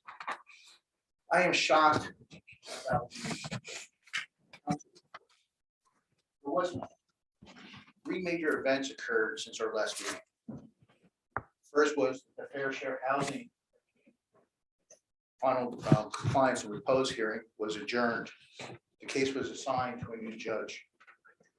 Many citizens filed letters in protest. We should talk about that. We should also be considering the new judge. She was a North Caldwell councilperson for 16 years. She was a chairperson. We should be looking now, I think, in this period of time at North Caldwell, what they did. Because in North Caldwell, they allowed the public to speak 5 minutes twice in the meeting. And we should be looking at their overlay zones and the numbers that they used. There was a hearing last Thursday in the Bear Properties case. Statements were made by Judge Moore. I can say right now, there's a fight in the township as to what is a confidentiality agreement and what was said. Leave it like that. The fellow litigation, there'll be a case management hearing in the 24th. But you're all defendants in that case individually. You have an obligation to report certain developments to the court. I'll leave it at that. As of tonight's meeting, certain April minutes were revised. Why? We talked about, this came out at the city meeting and it's in your bill list. How did this body delegate management of certain art grants to the city? All right. I think you just talked about who determines methods for approving the nominations. Yesterday, there was basically a big ad in the Star Ledger about Newark and appropriating money. So tonight is a resolution. I think we need to, in more detail to the public, why we need to adopt this emergency appropriation resolution. I think it ties into actions that took place at last meeting, where you approved the issuance of a note by the infrastructure bank, but you never appropriated the monies. Because Newark had not adopted their budget, they included it in the same bond ordinance. We have to tonight enter into a special emergency appropriation because we're taking action after we approve the budget. And I think the amounts, if you read the resolution, it talks about about $1 million that was done in October 2020, and the balance being done for the over differences. And I think the public should just understand, and the real issue is circuit breakers. How did this happen? The people did not do the appropriation the first time. Was that the BA? Was it the council? Was it the clerk? Was it the CFO? Or was it your responsibility if you guys put in basic finance? Was it useful finance? Why didn't you pick it up? As to my typical questions, please post the closed executive session minutes on the public website. Post the best practice inventory. Post the quarterly revenue and operating reports. I think we need to change our administrative code that we require on all municipal legislation, like the good housing seal of approval, where the municipal attorney approves the form and validity of various municipal legislation. Because if there is certain mistakes, they can be held liable and responsible for these inactions. And if someone participates virtually at the minutes, one of the local governing bodies, I think the minutes should reflect the pattern or that whether someone's participating virtually. That's just when you take at beginning the roll call. I think the minutes should reflect who participated virtually, because I think we're having a pattern where certain elected officials, it seems like once a month they're participating virtually. I think I'd have just one little question. If we're going to consider the referendum for the open tax, I think we should maybe also consider having a concurrent resolution. We're going to do that for whether we convert to the Faulkner Act. Thank you. Thanks, Mr. Fell. Jay Morelli, 1 Claremont Drive, and great lead in from Mr. Feld. As it is Constitution Week, my question tonight relates to government, specifically the form of government that Millburn is governed under, the township form. Millburn, since its incorporation in 1857, has been governed under the township form of government, and it is one of the oldest forms of government in the state. In 1950, to address limitations in the then current forms of government, including the township form, the legislature passed the Faulkner Act, which defines several new forms of municipal government. Since the adoption of the Faulkner Act, many municipalities across New Jersey have changed to one of the Faulkner Act forms. And I could read the list that have changed, but I am limited to 3 minutes, so I'm going to skip that. The first step to changing the form of government is generally the formation of a charter commission. The last charter commission in Millburn, to my knowledge, was done in 1972, and here is a copy of the report. And I'd like to read the very first paragraph of the report because it sets the context. To the people of Millburn Township, the undersigned, when elected by the voters of Millburn Township in November 1971, became a charter commission under the provisions of the optional municipal charter law, popularly known as the Faulkner Act, with the following charge. It shall be the function and duty of the Charter Commission to study the form of government of the municipality, to compare it with other available forms under the laws of the state, to determine whether or not, in its judgment, the government of the municipality could be strengthened, made more clearly responsible or accountable to the people, or whether its operation could be more economical or more efficient under a changed form of government. The report is an excellent read. Many of the problems identified in 1972 are still present today. The report compares Millburn to 17 other municipalities across the state in Essex, Bergen, Burlington, Monmouth, Morris, Ocean, and Union counties that are similar in terms of tax base, population density, property value, and other characteristics. It talks about the strengths and weaknesses of the township form of government. It talks about the different forms of government and why some would or would not be appropriate. And in the end, it does recommend a change. Now, I was not here in 1972. I suspect some of you may not have been here in 1972. But I do believe that the commission recommendation was put to a vote and it did not pass. I think we can all agree that the township has struggled to deal with many long-term problems facing residents. Flooding, fair share housing, and traffic, just to name a few. I think we can also agree the complexity of managing the municipality has increased dramatically over that time. And those were two of the specific challenges highlighted with the township form of the government in the recommendation. So my question to the town council, town committee, and anyone running for the TC is, it has been 50 years since the last Charter Commission study. Would you support the formation of a Charter Commission? If so, if not, why not? Thank you. Thanks, Mr. Mariali. I'll leave it. It is a very good read.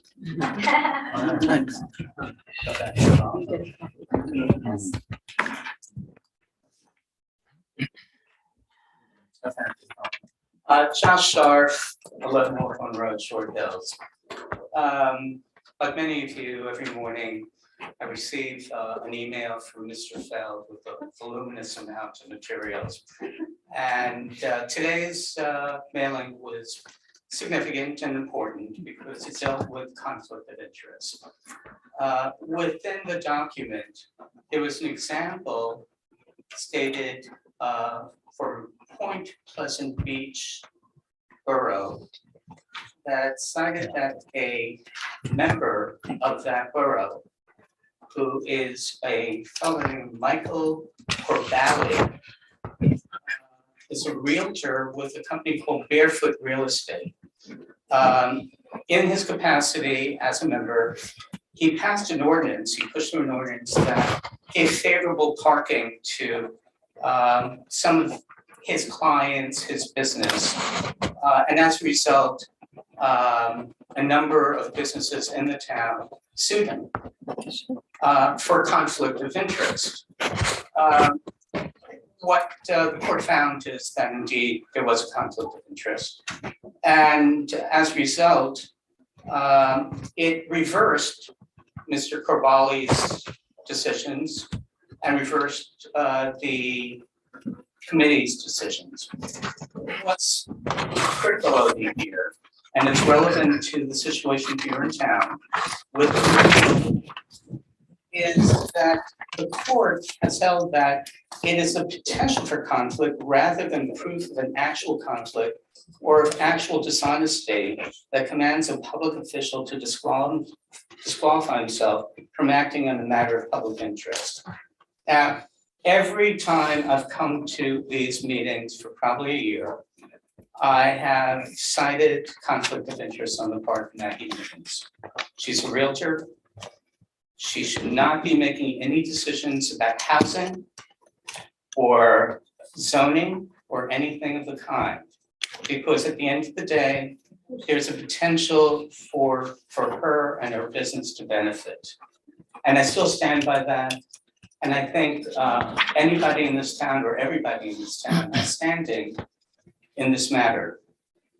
And I don't think that at the end of the day, you know, if the town wants to act upon this, or the residents of the town want to act upon this, decisions made by Ms. Miggins will stand. Because there's an absolute conflict. I know she says she doesn't do this kind of real estate or that kind of real estate, but really, nobody believes you. And you're part of the Compass Group. They do every kind of real estate, and we know that. And you're part of that organization. Thank you, Mr. Shar. Thank you. I'll take care. Yeah.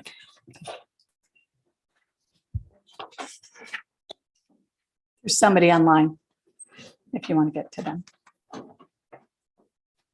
think we're gonna, I'm sorry, we had asked, yes? We were just, Hello? no, Mr. Cosgrove, of course I am. You want me to come back or? No, go ahead, Mr. Okay. Cosgrove, thank you. Very good. Hello, Dave Cosgrove, 99 Oakview. Thank you. I have three questions really and a comment. The first question is, I had sent an email to all of you asking you about creating a citizen group to address fair share housing. It came up at the last meeting from what I saw, but I don't see an answer as to what's going on. So I was looking for a status on that, kind of a yes, no, or a maybe. The second thing is based on a report that Mr. McDonald made tonight talking about traffic studies and an attempt to, correct the traffic study, debacle, I'll call it, that occurred with regard to the Silverman group.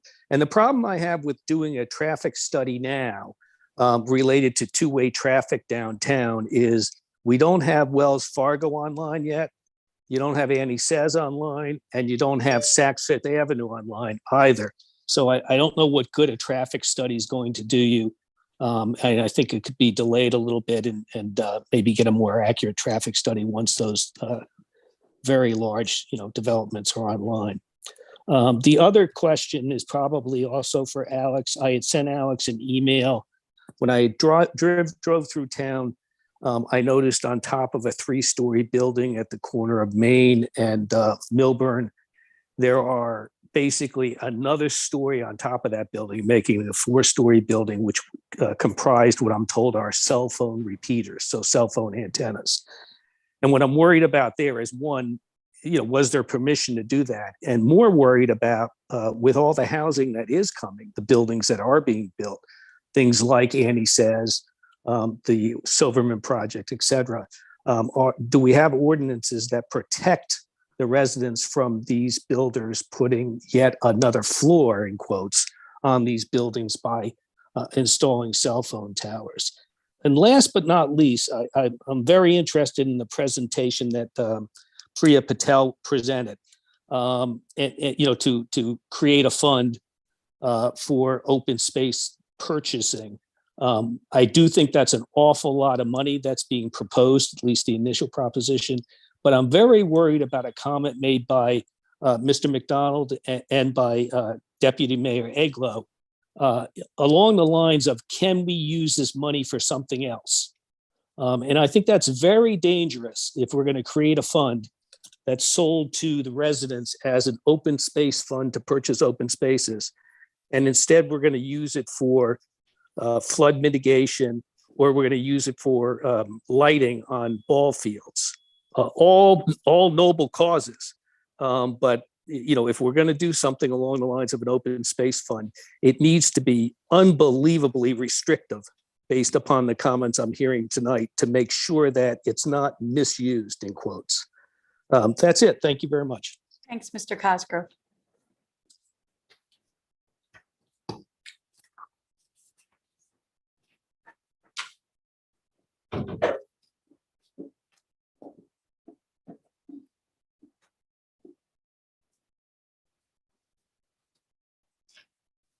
Hi, I'm Frank Sacmandy, and I live on Lee Terrace. Just wanted to take a moment to thank the Ed Foundation for hosting this spectacular Oktoberfest event. It was so fulfilling to help out a great cause that benefits our community and especially our children. Also, I found Jay Morielli's remarks interesting. Maybe it is time for the town to look into other options for its form of local governance. It never hurts to take a look to see if there's a better option. Next, I want to bring up something that Ms. Urso has brought up in the past, and that has to do with traffic safety on lot 14. On Saturday, September 10th, at the pre-Rocktoberfest car show, there was a concerning incident that took place in lot 14. This incident involves the mayor, her husband, their car, and some residents in this room. On the day in question, Maggie's husband was driving his Jeep way too fast in lot 14 and came dangerously close to hitting my running mate and another resident who's in this room tonight. Fortunately, Maggie's husband made a sharp turn at the last moment and missed hitting the residents by what looked like mere inches. I should note that the force of the last minute turn was so great that it caused Maggie to be tossed over toward the side of the car. Now, I certainly hope that this was simply reckless driving on the part of Mr. Miggins, and if it was, shame on him. But I do have concerns that it may be something more sinister, because once Mr. Miggins parked, he got out of the car and appeared to stare down the residents he almost hit for over a minute in what seemed to be some sort of attempt to intimidate. I sincerely hope that Mr. Miggins had no intention of trying to threaten or intimidate residents, as that could potentially have legal consequences. This incident underscores the fact that there are larger safety issues with lot 14. I think this committee needs to seriously consider installing speed bumps in this lot to prevent against folks recklessly speeding through the parking lot. Additionally, I noticed when exiting the parking lot onto Short Hills Ave that there's no stop sign. It seems dangerous not to have a stop sign. So this is something the committee should look into. While on the topic of safety, I have a few questions about the police blotter. Why is the most recent police blotter on the website from August 24th? That's nearly a month old. Why do the blotters only go back to May 29th? Surely there was crime and police activity prior to May 29th. Why is there no activity between May 29th and July 7th available on the website? Are we to believe that there was no activity during this time for the entire month of June? While on the subject of comparing car thefts, while on the subject of the police blotter, I want to take a look at the police blotter's data on car thefts versus the KPI. In the KPI for July, it states there were 10 car thefts. And in August, it states that there were 3. Now, the police blotter indicates that there were 7 successful car thefts in July and 4 in August. These numbers don't match.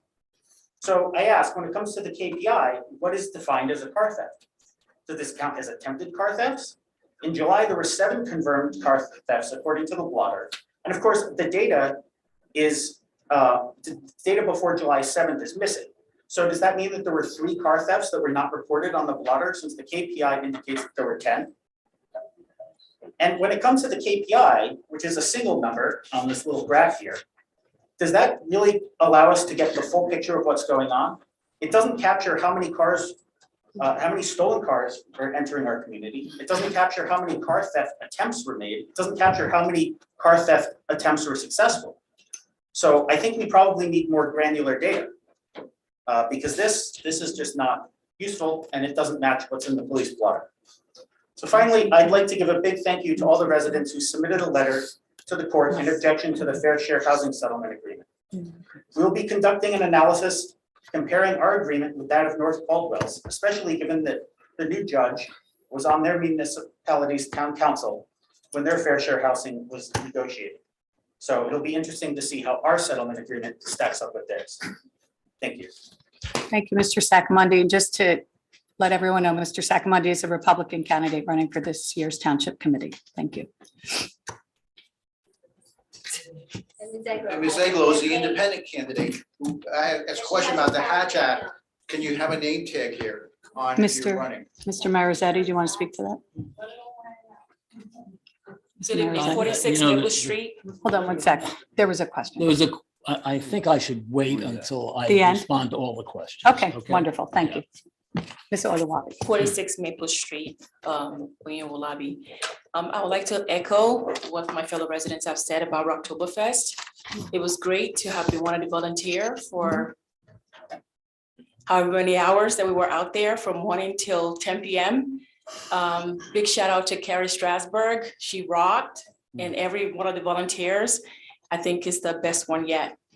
My question is to you, Maggie.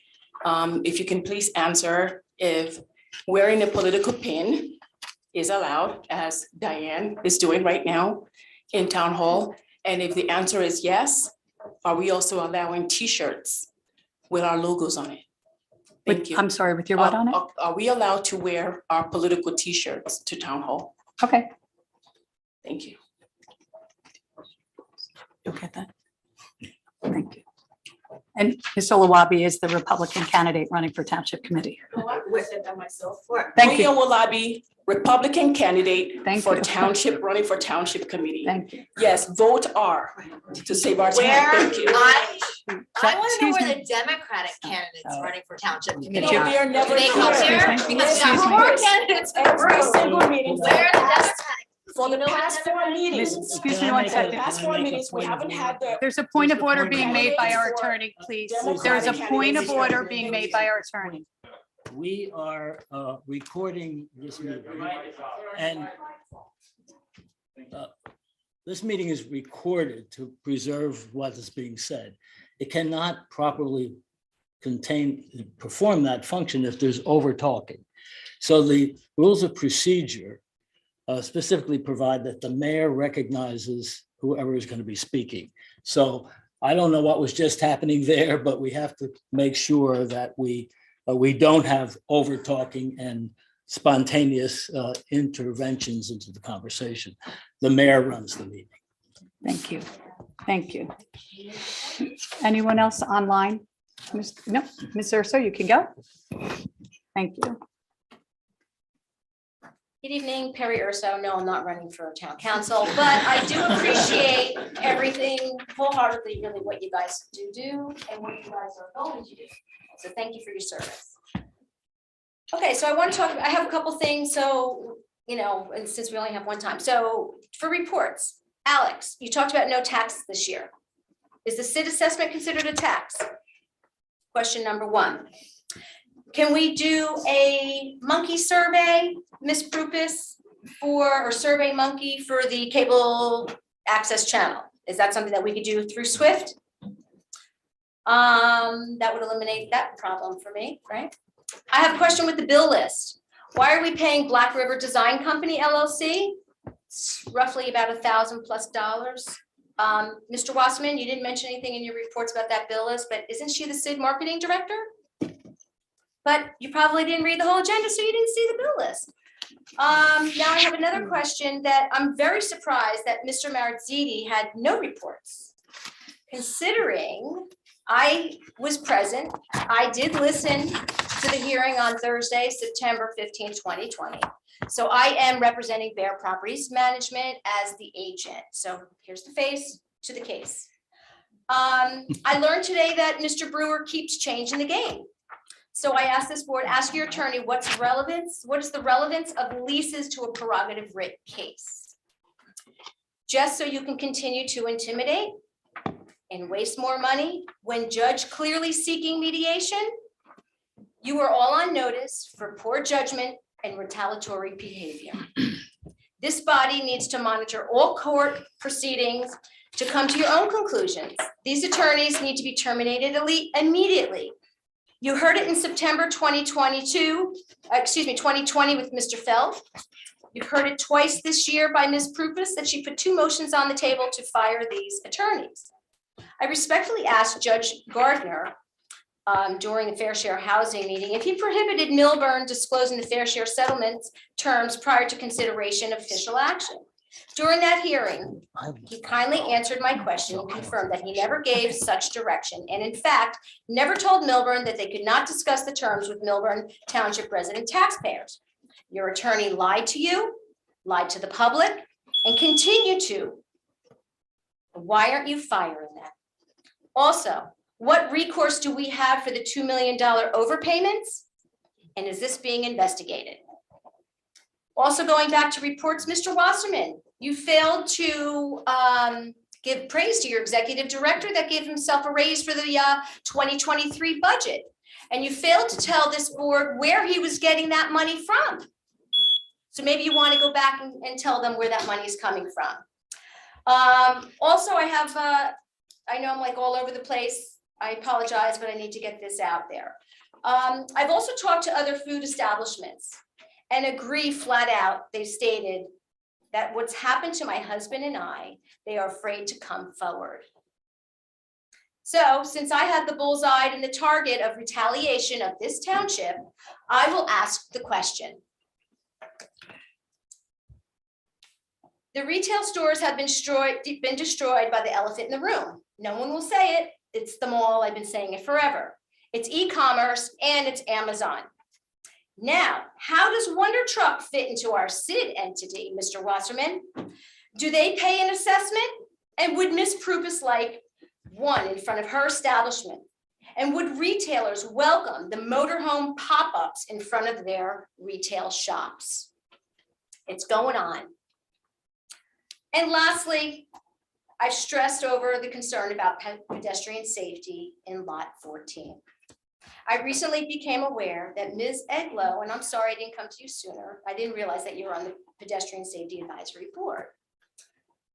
But I'm also surprised that you never addressed any of my concerns, since I'm here almost every meeting. It was September 13th, 2022 SID meeting when I learned that Ms. Pasternak and Republican candidate Oyen Awolabi was nearly struck down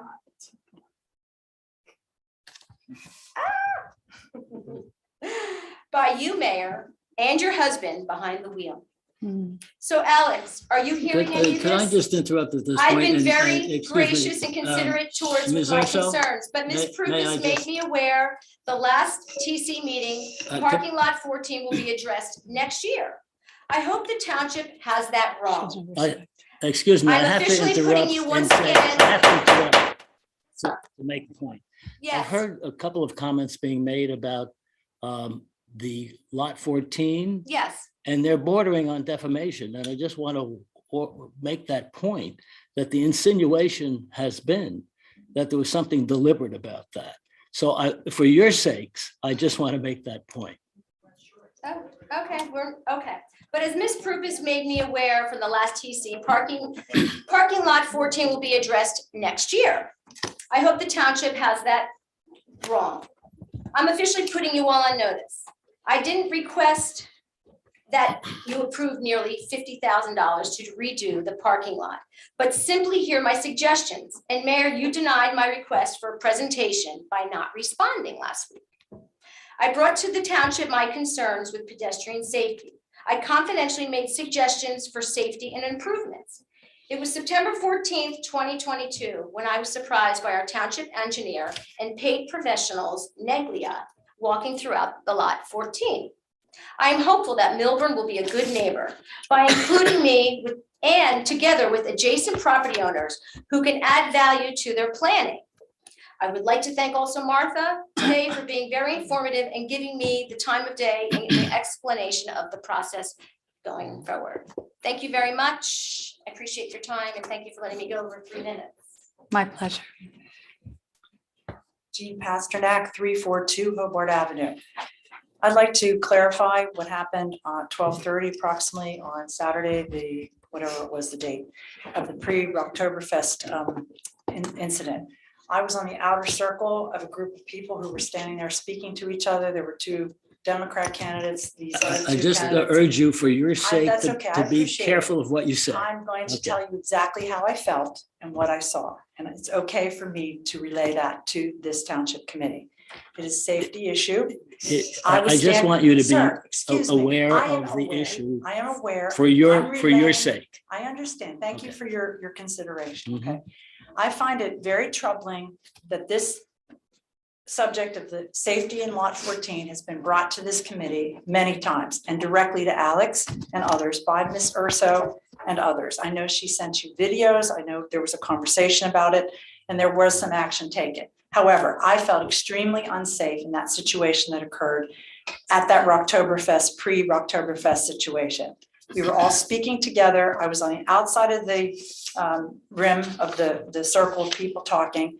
There was a car that pulled in. I believe it was Mr. Miggins. I actually saw him and Miss Miggins in the car. I saw her lean over when the turn was made, and I felt like I had to jump out of the way. I have been hit by a truck in the past. My hand was crushed. I had a crush injury, and I know what it feels like, and I was very traumatized by that situation. I felt really the same kind of thing wave over me that very moment. I quickly left the situation and I walked across the building to behind Enzo's where other people were standing and talking.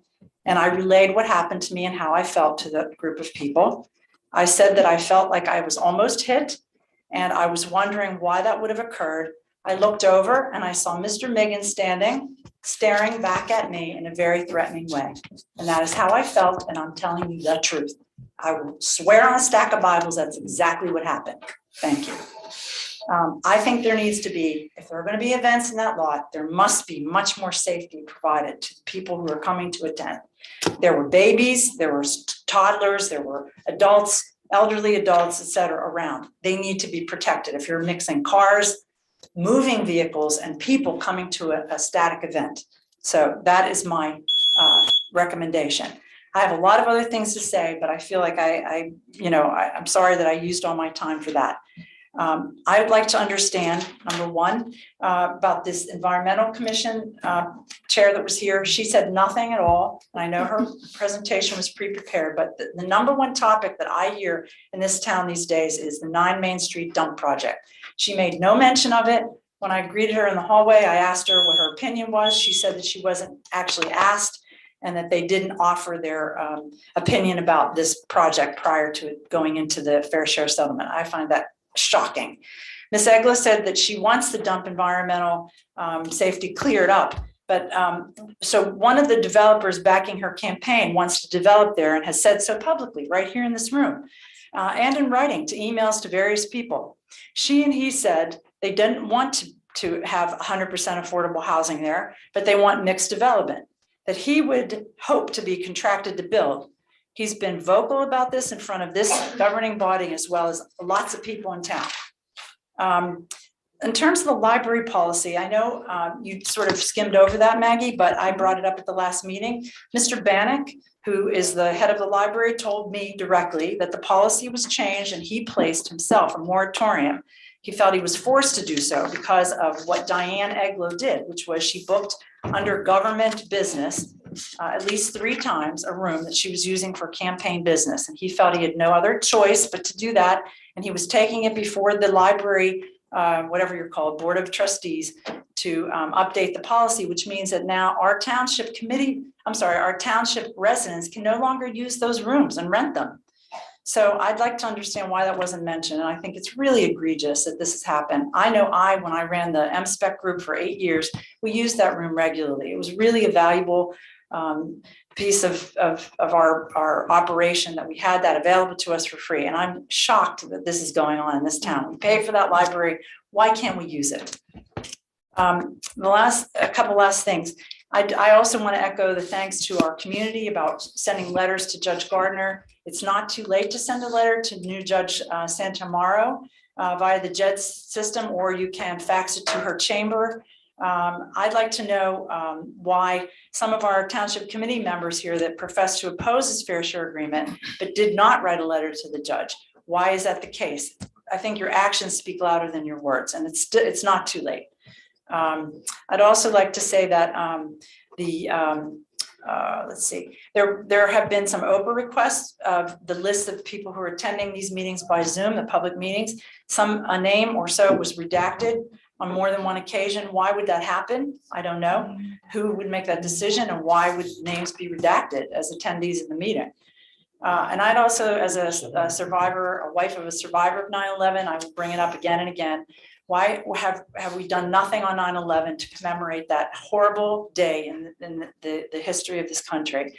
Livingston, Mendham, and others did a really moving memorial.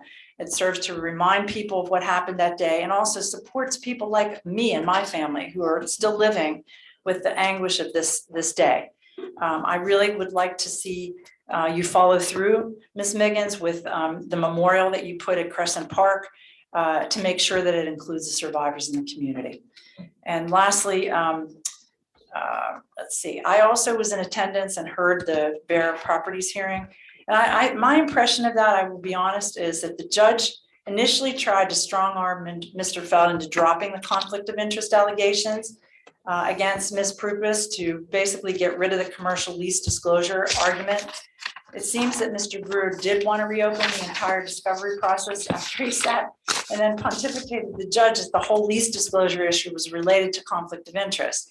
So it seems like he keeps wanting to relitigate outside of the judge's chambers after committing to a position in front of the judge.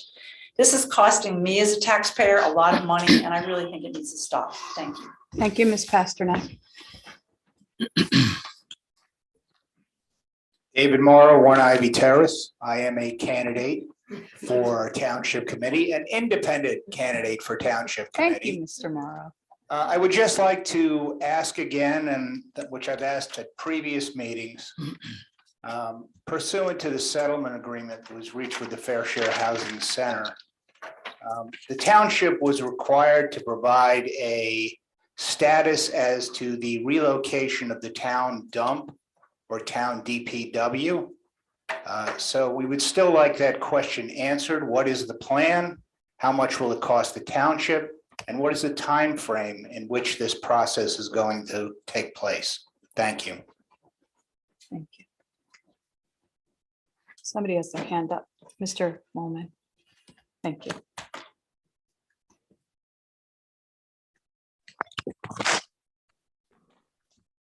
Can you guys hear me? This is Christine Best. Good evening, we can. Hello, everybody. This is Good evening. Christine Best. I'm in Long Island right now. I'm normally reside at 15 Fairfield Terrace in Melbourne Short Hills. And I just wanted to say hello, and everybody looks lovely. I just have a few points that I wanted to follow up on from our last meeting. In the last meeting, you know, I felt like there was some response which made me happy from Tara. And also from, I apologize, I'm just, from one other committee member. Response was sort of, I felt that it was a little bit of a pass off to the Environmental Commission. And you know, while I'm sure it was well-meaning, the comments were really sort of directed to me to sort of rally up a team and create a committee with my own funds, you know, and like everybody else, I'm sure, you know, I pay a lot of taxes in this township and don't even use the school system. So I've spent a lot of time researching this issue on 5G. And I'm very disappointed that no one will take the time to meet with me. I'm happy to come and do a presentation, and I would like to request to do that at some point this fall, if you could allocate, you know, a couple of meeting date options. And I would like people to take it seriously. I also would like to point out that I have actually put in a FOIA request or an Oprah request with the township to locate all the paperwork associated with the installation of 5G technology on multiple locations and also upcoming locations. And I find it really strange that all the township committee members have either not responded or have stated to me that they actually don't know what's going on. Maybe check with Martha. And I thought that some of the township committee members were actually on the planning board or the zoning board and attended some of those meetings. So something as critical as a 5G install that has to deal with technology companies, I can't believe people would have zero clue about it and tell that to me to my face. And, you know, I'm not trying to lay blame here. I'm just saying, can we just have a transparent conversation? I'm not trying to make people, you know, stressed or angry, but I really think it's a really critical issue. It's not some like hippie, like obscure agenda. It's really, really a huge, huge public safety issue that's quite bigger than any other issue in the town. You just don't realize it yet. And and there's other townships that are putting together why we don't have a proposal and why there isn't, you know, a public announcement going out to all the Milburn Township residents. And I'm really, again, I'm extending out an arm and an olive branch to the Township Committee to follow me and all request fulfilled, because I've yet to see a paperwork that's easily accessible in the township files by property address. Thank you so much for your time and all the work that you do. I really appreciate it. Thanks, Christine. Thanks so much.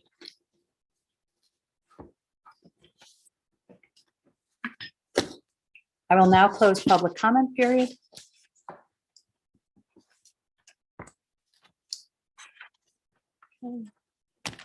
At this time, our professionals committee members may directly answer any questions made by the public. So please only directly answer questions that you may wish to comment on and do not request other members or professionals. We're not going to dialogue or debate. Somebody has any questions they want answered, they can always ask the township or email any of us. I will start with Alex, our business administrator. Are there any comments you wish to address? Only a few at this time. In particular, I think Ms. Urso had made reference to a item on the bills list with regard to Black River Design Company. It says mural project, and it's in the amount of $224. I will certainly find out exactly what that charge is for. But it did come out of the Clean Communities money. So I can only, and I'm making an assumption, but I can only make an assumption that that was for some sort of Clean Communities. I'm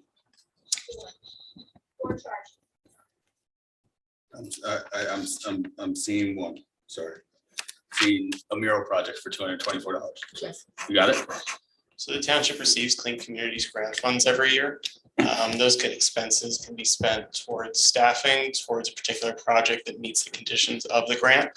This year, we are putting money towards a mural project and working with the CIT on that.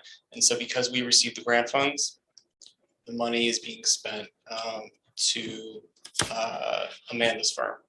So that's why it's coming from the township, not from the CIT. I think a comment was made regarding the SID tax. I indicated that the municipal portion of the taxes did not go up. I think as we've explored quite a few times, the SID is a separate board and entity and certainly have the ability to assess taxes. And so I was not commenting. Also, to Ms. Urso, as you may have found out from Martha, we are pretty early in the process. We were discussing with the engineer some of the things that need to be addressed in lot 14, including, and I think some of your comments already when it comes to safety in that lot. But this is, and I've stated it several times, just the beginning of the process. We don't anticipate having work done in that lot until early 2023 as a result of weather becoming a factor here late in the fall. Part of that project is a head wall for stormwater management, as well as milling and paving of the lot, reconfiguration of the lot potentially, and things like that.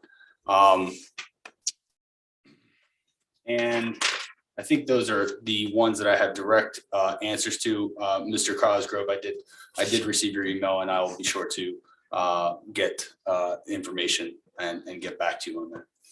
But other than that, I think that is it. Mr. I have one quick Mariziti? thing. Oh, you want to start in that direction? Yeah, I'll go Just this way. quickly, if my pin is off-putting, I'll put it off. It's just not a problem. Sorry to offend. Just to Mr. Cosgrove, the very beginning of Priya's presentation, a trust fund can be used for other things. It was just a question, and it can be used for rec fields and buildings. So it's not only meant to preserve property. So if we go back and look at her presentation, you'll see it was the first thing she mentioned. And just to clarify my comment and my question on flood mitigation is that part of flood mitigation is to create open space and create detention and retention of stormwater.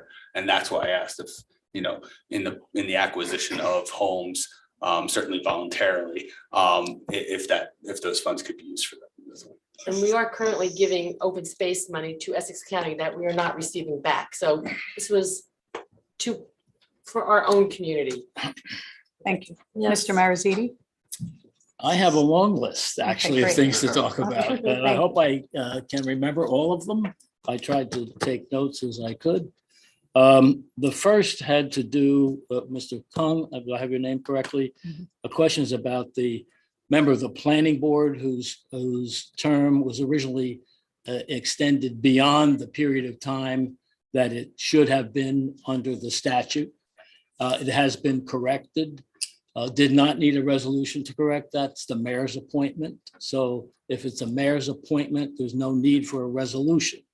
A resolution is needed when the appointment has to be one of the governing body. Then the governing body acts by resolution. You asked about the impact on decisions made while that term was longer than it should have been by statute. And there's no negative impact at all as a result of that, because during the time that he voted, he was legally enabled to vote. So the term went too long, not too short. So there is not a problem there.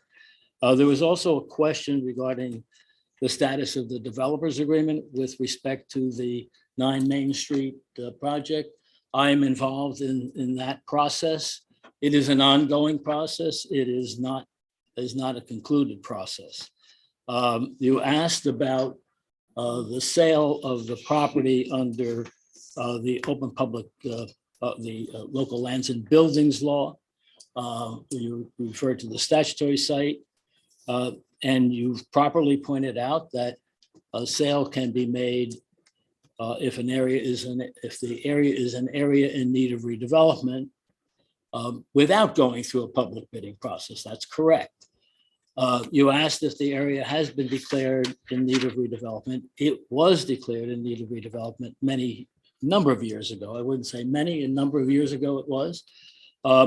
There's not a redevelopment plan for that area. So until there's a redevelopment plan for that area, that provision of the statute is not applicable. However, when the proposal was submitted by RPM, the conditional designation agreement referred to a particular section of the local lands and buildings law that provides for a sale for less than full consideration for the purpose of affordable housing, and that is a separate ground under which that could be negotiated. Then the question came up from several people about bare properties, and I made a mistake in not making a report about that, because I attended that oral argument, which was by Zoom before the judge. I heard the entire argument, and I want to start out by saying there was absolutely no admonishment of this township committee. There was none. I was on that call the whole time. The issue about expenditure of funds should be fully explained. The reason for that appearance was because of the failure of the plaintiffs to provide discovery. And there was a motion made under the rules of court to dismiss a case if discovery is not provided. That's in the statute, within the rules of court. And as I understand it, at least twice, the court dismissed the case. This was an attempt without prejudice, which means it could have been brought back if the information had been provided in discovery. So this was a case where the court was dealing with the need to correct an error made by the plaintiff in refusing to provide discovery. And the expenditure of the taxpayers' money is in responding to that motion. I see Mr. Feld shaking his head no, and I was there, and I have followed this case. The judge, the issue was, I think it bears taking some time to talk about this, because there is a misunderstanding about what this is about. The request and discovery was for leases. And the leases go primarily, but maybe not exclusively, to the question of whether there was a conflict of interest on the part of a member of this township committee. That has been alleged in the action, that there was a conflict of interest. And the rebuttal of the township committee to that allegation is that under the local government's ethics law, it's not a conflict of interest if a member of a governing body has an interest in a particular matter that is shared by many people. So the question is there a difference in the leases? That's one of the questions. If there's not, then the issue is of conflict is gone. And when the question came up about the unwillingness to provide the leases, which was what the discovery was all about, the judge said, Mr. Feld, if you will withdraw the conflict question, then we don't have an issue because the leases bear on the conflict question. And Mr. Feld said he would not. I understand why he would not. But there was not an admonishment of the township. And the reason we were in court multiple times is because the failure to provide the discovery. So what did the judge do? He said that he would restore the complaint on the condition that that there would be a confidentiality agreement by which the leases would be provided to the township so that they could be reviewed for the purposes of defending the case. And that's where we are now. There is, as of the time I left my office, an ongoing debate between Mr. Feld and my partner, Andy Brewer, about what the terms of that confidentiality agreement should be. The judge said it should be a very simple one, not with a lot of ruffles and flourishes. Throughout the oral argument, which lasted over 45 minutes, Mr. Feld attempted to persuade the judge to make other rulings in the case and to bring up other matters and direct him to send by email a copy of the complaint to the Attorney General, the Office of State Planning, and others. And the judge said, no, I'm not going to deal with anything other than the discovery issue, the confidentiality issue. That's the whole sum and substance of what was involved on the oral argument on Thursday. So, excuse me, no, He asked me to no, open up the excuse me. Mr. Feld, please sit. Mr. Feld, Mr. Feld, Mr. Feld, Mr. Feld. Thank you. Thank you. Mr. Marizzi, do you wish to yes, continue? I Thank have you. other things that were raised, Okay, not about their property. excuse me. So that's This is my a business report. meeting. That's my report to the Township Committee on Bear Property. Thank you. Another question was raised about a conflict that the mayor has because she's a realtor in town. And, you know, I know a lot about the conflict, the local lands, local government ethics law.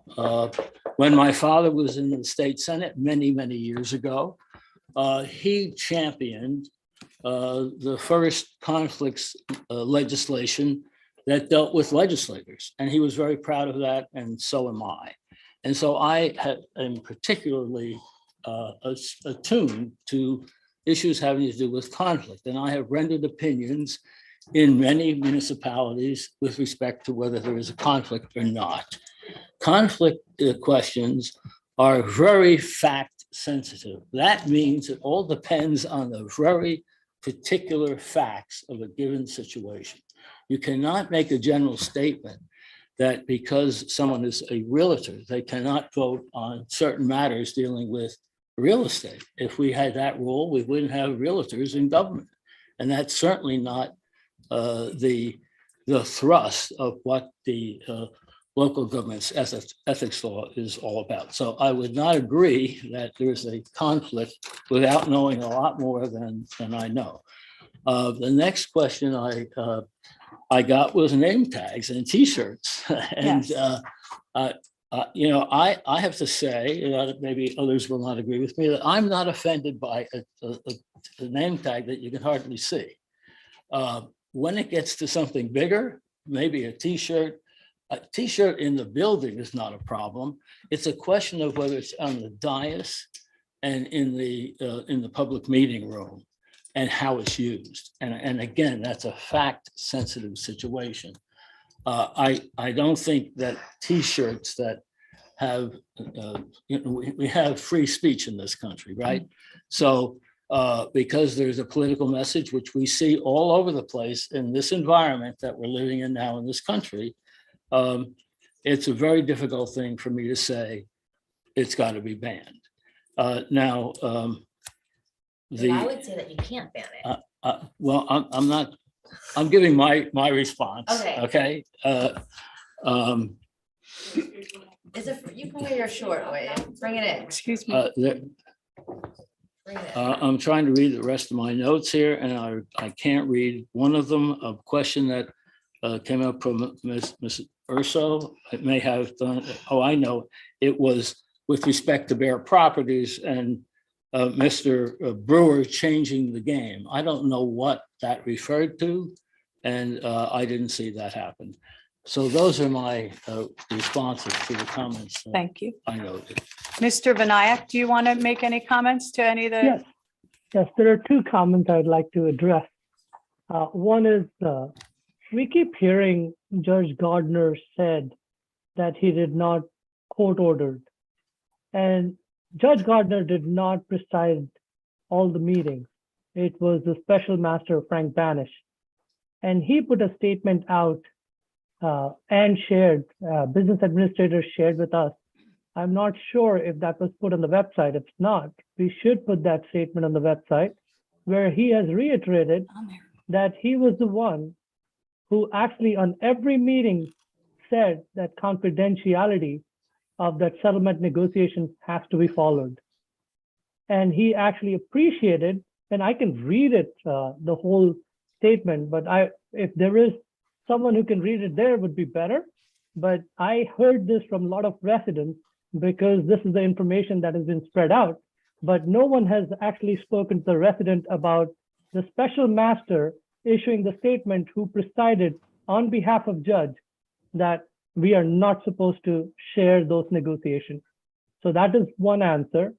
Second is, I know there are a lot of residents that has, not a lot of residents, there are a few residents that have half or glass half empty mentality. I'm in Kansas today. I feel that it's my responsibility and it's my duty to attend the meeting, whether I'm remote or I'm there in town. If I'm there in town, I would gladly come and attend it. But even if I'm remote and the entire team has gone for something as a strategy meeting and I'm sitting here, I'm doing my duty, I'm fulfilling my responsibility. There are some residents who are saying that, oh, you're attending it remotely once a month. Thank you for reminding me that I travel once a month. But that is what I feel when I attend the meeting remotely. So those are the two comments I wanted to address. Thank you, Mayor. Thank you, Mr. Vinayak. Ms. Eglo, do you have any comments to address? No, I took my panel off. Thank you. Okay. I won't wear my t-shirt next week Miss- unless you do. Ms. Prupus, do you have any comments you wish to address? I do, I have a whole list. Sure. The open space question about, there was one thing, I know that they said recreation field maintenance. I still, like, it wasn't very clear if anything like lights, like additions to the field would be made. That's different than like maintaining a field. So that was just to Dave Cosgrove's point, like just a question about that. The citizen group for fair share housing, I absolutely think we should do that. So I know that Maggie brought that up and that he had sent us all that letter and it never got any further. So maybe we want to talk about that under new business to see. I, for one, think it's a great idea. I think we should jump on it as soon as possible and would like to see that happen. Annie sells Wells Fargo and Saks. Alex, can Maurice and Colliers know that they are accounting for the number of units and potential increase in population due to those units, correct? Correct, they're aware of this And developments. Silverman and all the developments and that are coming online, they are working with those numbers as to the best of their ability. Correct. At this point. The cell phone on top of the antennas, how did that happen on Main Street and Milburn? Zoning. Alex, can you just explain to? I, as I stated earlier, I don't have that answer and I would look into that and get back to Mr. Oh, I'm sorry, you already spoke to Yeah. that point. I'm so Yeah. sorry. No. Okay.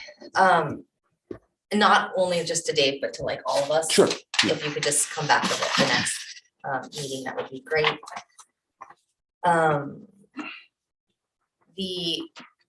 The questions that were brought up about the SID and the SID budget and the raise and all of that, I'm sure you will be addressing. will. That's awesome. I know that there's been so much conversation around the Wonder Truck, and maybe you'll talk about that too. Maybe potentially that was brought up. Yeah, I know a little about it. Maybe Alex can know. Yeah, okay, I'll Okay, tell you what or- I know. Okay, lot 14, so conversations are happening. The work's not gonna get done until 2023. But conversations are happening, and you'll be talking to all those business Yes. owners and businesses. We're gonna ask all those business owners, whether it's through a letter and get back to us with your thoughts and information and everything on the lot, or whether it's a meeting, has not been determined yet.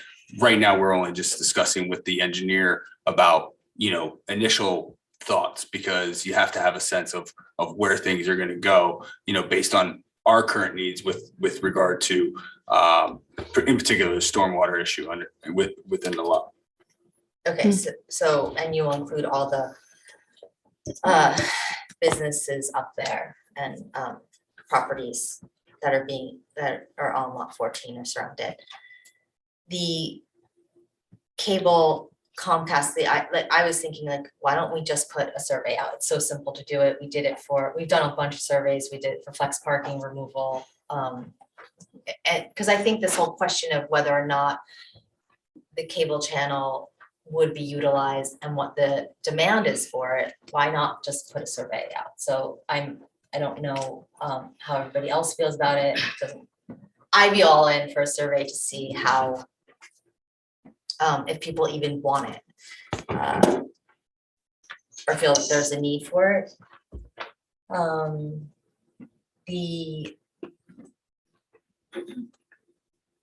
The DPW, the moving it, there's like, that's all on hold until the compliance hearing happens, so there's nothing to report on that. In terms of the developers agreement, so Joe, you're working on that. I don't know, like, I would like to know more about what that actually means when you say you're working on it, because I haven't heard anything about anything, so I would love to know what those meetings look like, what the contents of when you say you're working on it, what does it mean? And how many times have you met with RPM, and what do the conversations go like, and like, what does that mean when you're working on it? Been very little. There's been very little in terms of those meetings. Again, and I had reported on this previously, that things have slowed significantly as a result of trying to get other compliance items in play, such as the overlay zones and those things. And the reason that the Township Committee has not heard much about that is because not much has moved forward with that particular process. And we have not met. Maggie and I are on that subcommittee. We have not met. There's nothing to report, or we would be thrilled to report it. Right, so I think just for the community, sometimes there is anything to report, it will be reported. Also, we did say that we were gonna bring that environmental firm back so that they can have a public session. Is that, and I emailed you about that. Yeah, I think at this point, what I'm asking is for them to respond to the Township Committee. So the Township Committee understands, first and foremost. And as Ms. Eglo had mentioned, from just my initial conversations with them, I think the issue that was being put forward was that there was missing data on a particular soil sample. That was as a result of converting an Excel spreadsheet to a PDF, and that the information that was sent to the DEP, and certainly any of the information that was received back from soil sampling and testing is conclusive and is intact, included in the submission. Correct to the DEP. So I just want to make sure that there's an explanation to the Township Committee, so that you understand in terms of the report that was issued. And if you have any questions prior to that, we can. So we're not having another public meeting? I don't think so at this point. Again, I'll leave that once you've understood what the issue is. if you want to So continue. how are you gonna communicate? I'm still confused. So you're. I just communicated the issue which Mr. Kung had brought up, which was that there was a particular soil sample. I think it was S23, that was 21. And 20. Well, 21 is complete. There's no issue with 21. 23, there was a bottom portion of that did not convert to PDF from the Excel spreadsheet. The data in that did not have any information that changed the report. There were no hits, there were no, additional contamination. And I think the point that is largely being made by the LSRP is that nobody's saying that the site is not contaminated. They're actually saying that the site has a need for either one of two environmental controls, if it is so developed, which is to cap it or to remove the soil. So then that report is going to the DEP. Already went to the DEP. Already went to the DEP, Yes. and we're waiting for the DEP to make a ruling? We are not. Once the site is looking to be developed and there is an application made to develop, then the DEP will make a determination of and I don't remember all the acronyms, but I'm going to say it's an RAO or remedial action plan, or, so I think that is the next step in all of that. So right now, as far as we are concerned in that site and the environmental assessment of it, we are complete. So we won't even know until there's anything to submit to build there. Well, That's when the DEP comes back and says yes or no. Essentially, however, the determination from your LSRP is that it is developable, assuming one of these two controls are put in place. Okay, well, I just think it's important to come back to our community and say, hey, we're actually not gonna have the meeting that we all agreed that we were gonna have 2 weeks ago. Well, I mean, I wanted to speak with the LSRP and get an understanding, and so that they can give you an understanding as a committee and the governing body. Okay, I so think that meeting might happen, so you're in communication with them, I am. then you're gonna come back to the TC and we're gonna have a conversation about it. Well, yeah, I'm gonna give you the You're gonna give us information. the information, and then we're gonna figure out what we wanna do with. Yeah, if After you, that, if yeah, we're, feel like questions have been answered, if we still have questions. correct. Okay, I just wanted to get that process Mhm. out there. And what was brought up about the difference between the police blotter and the KPIs? Can you? Yeah, we speak can to look that? into it. I think it's worth looking into to figure out why. And if people do want to see more KPIs or have it more granular, like, can you just send an email? And we just started that last year, so that can definitely be elaborated on. And I think it's important to note too, like, just because information isn't just readily available necessarily to say, well, how many stolen cars came into town? Who knows? I mean, nobody knows. Right, the ones that we can are easily Yeah, measurable and like I collectible, think we the just have to, data. yeah, For sure, I'm not saying that it will definitely happen, but if people have ideas about other KPIs or sure. they can at least submit them and we can talk about whether it's possible or not. I'd just like to say that there should be an asterisk if those cars were left unlocked, if those cars were left with key fobs in them. It should not just be a car was broken into or stolen. There is responsibility on all ends here. So if you're gonna do that, asterisk of the circumstances behind it is, I believe, very important. Okay, the names, why would a name on a Zoom call be redacted and how does that decision get made? Like that? Well, one, I don't know whether that is factual or not. I would have to look at the Oprah request that was given. Names are not redacted from Oprah's. Emails and phone numbers are. When you request a list from Zoom about who participated online, Yeah, if someone phoned in, they show up in the name column. So if it's blacked out, it means it's a phone number. it means the phone number, but then who, like, all phone numbers are redacted. All phone this is numbers good and to all know, emails, Because yes, that way, like, that would be like public information that somebody could contact. correct. Oh, this is great information. Thanks. I didn't know that. I didn't know what that would be. Yep. And just to Christine, I just want to clarify that I was not telling you to use your own funds at all. I was just saying to talk to some other people, which doesn't, the committees don't all have budgets or funds, but you could talk to some other people who might be able to help you in moving your cause along. So that was just a little point of clarification. Oh, and then to the Faulkner Act, which I also think is an amazing conversation that we should have as a community, and perhaps create some kind of commission. So Mr. Morale, I'm totally on board with that. I'm not sure how my fellow committee members feel at this point, but I'm all in. And I think that I am. Oh, the door's locked during, Yeah. is that a thing? So we used to set the doors to close 2.5 to 3 hours after the meetings would end, because that's how long the meetings used to take. So going forward, I will set it a little further. The reason Okay. we set a time limit is because we want to make sure there's a backstop in case someone forgets to lock the door when we all leave the building. Smart. Yeah. And we'll just extend it.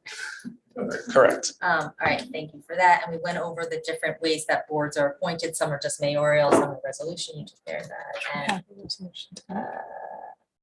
I'm done now.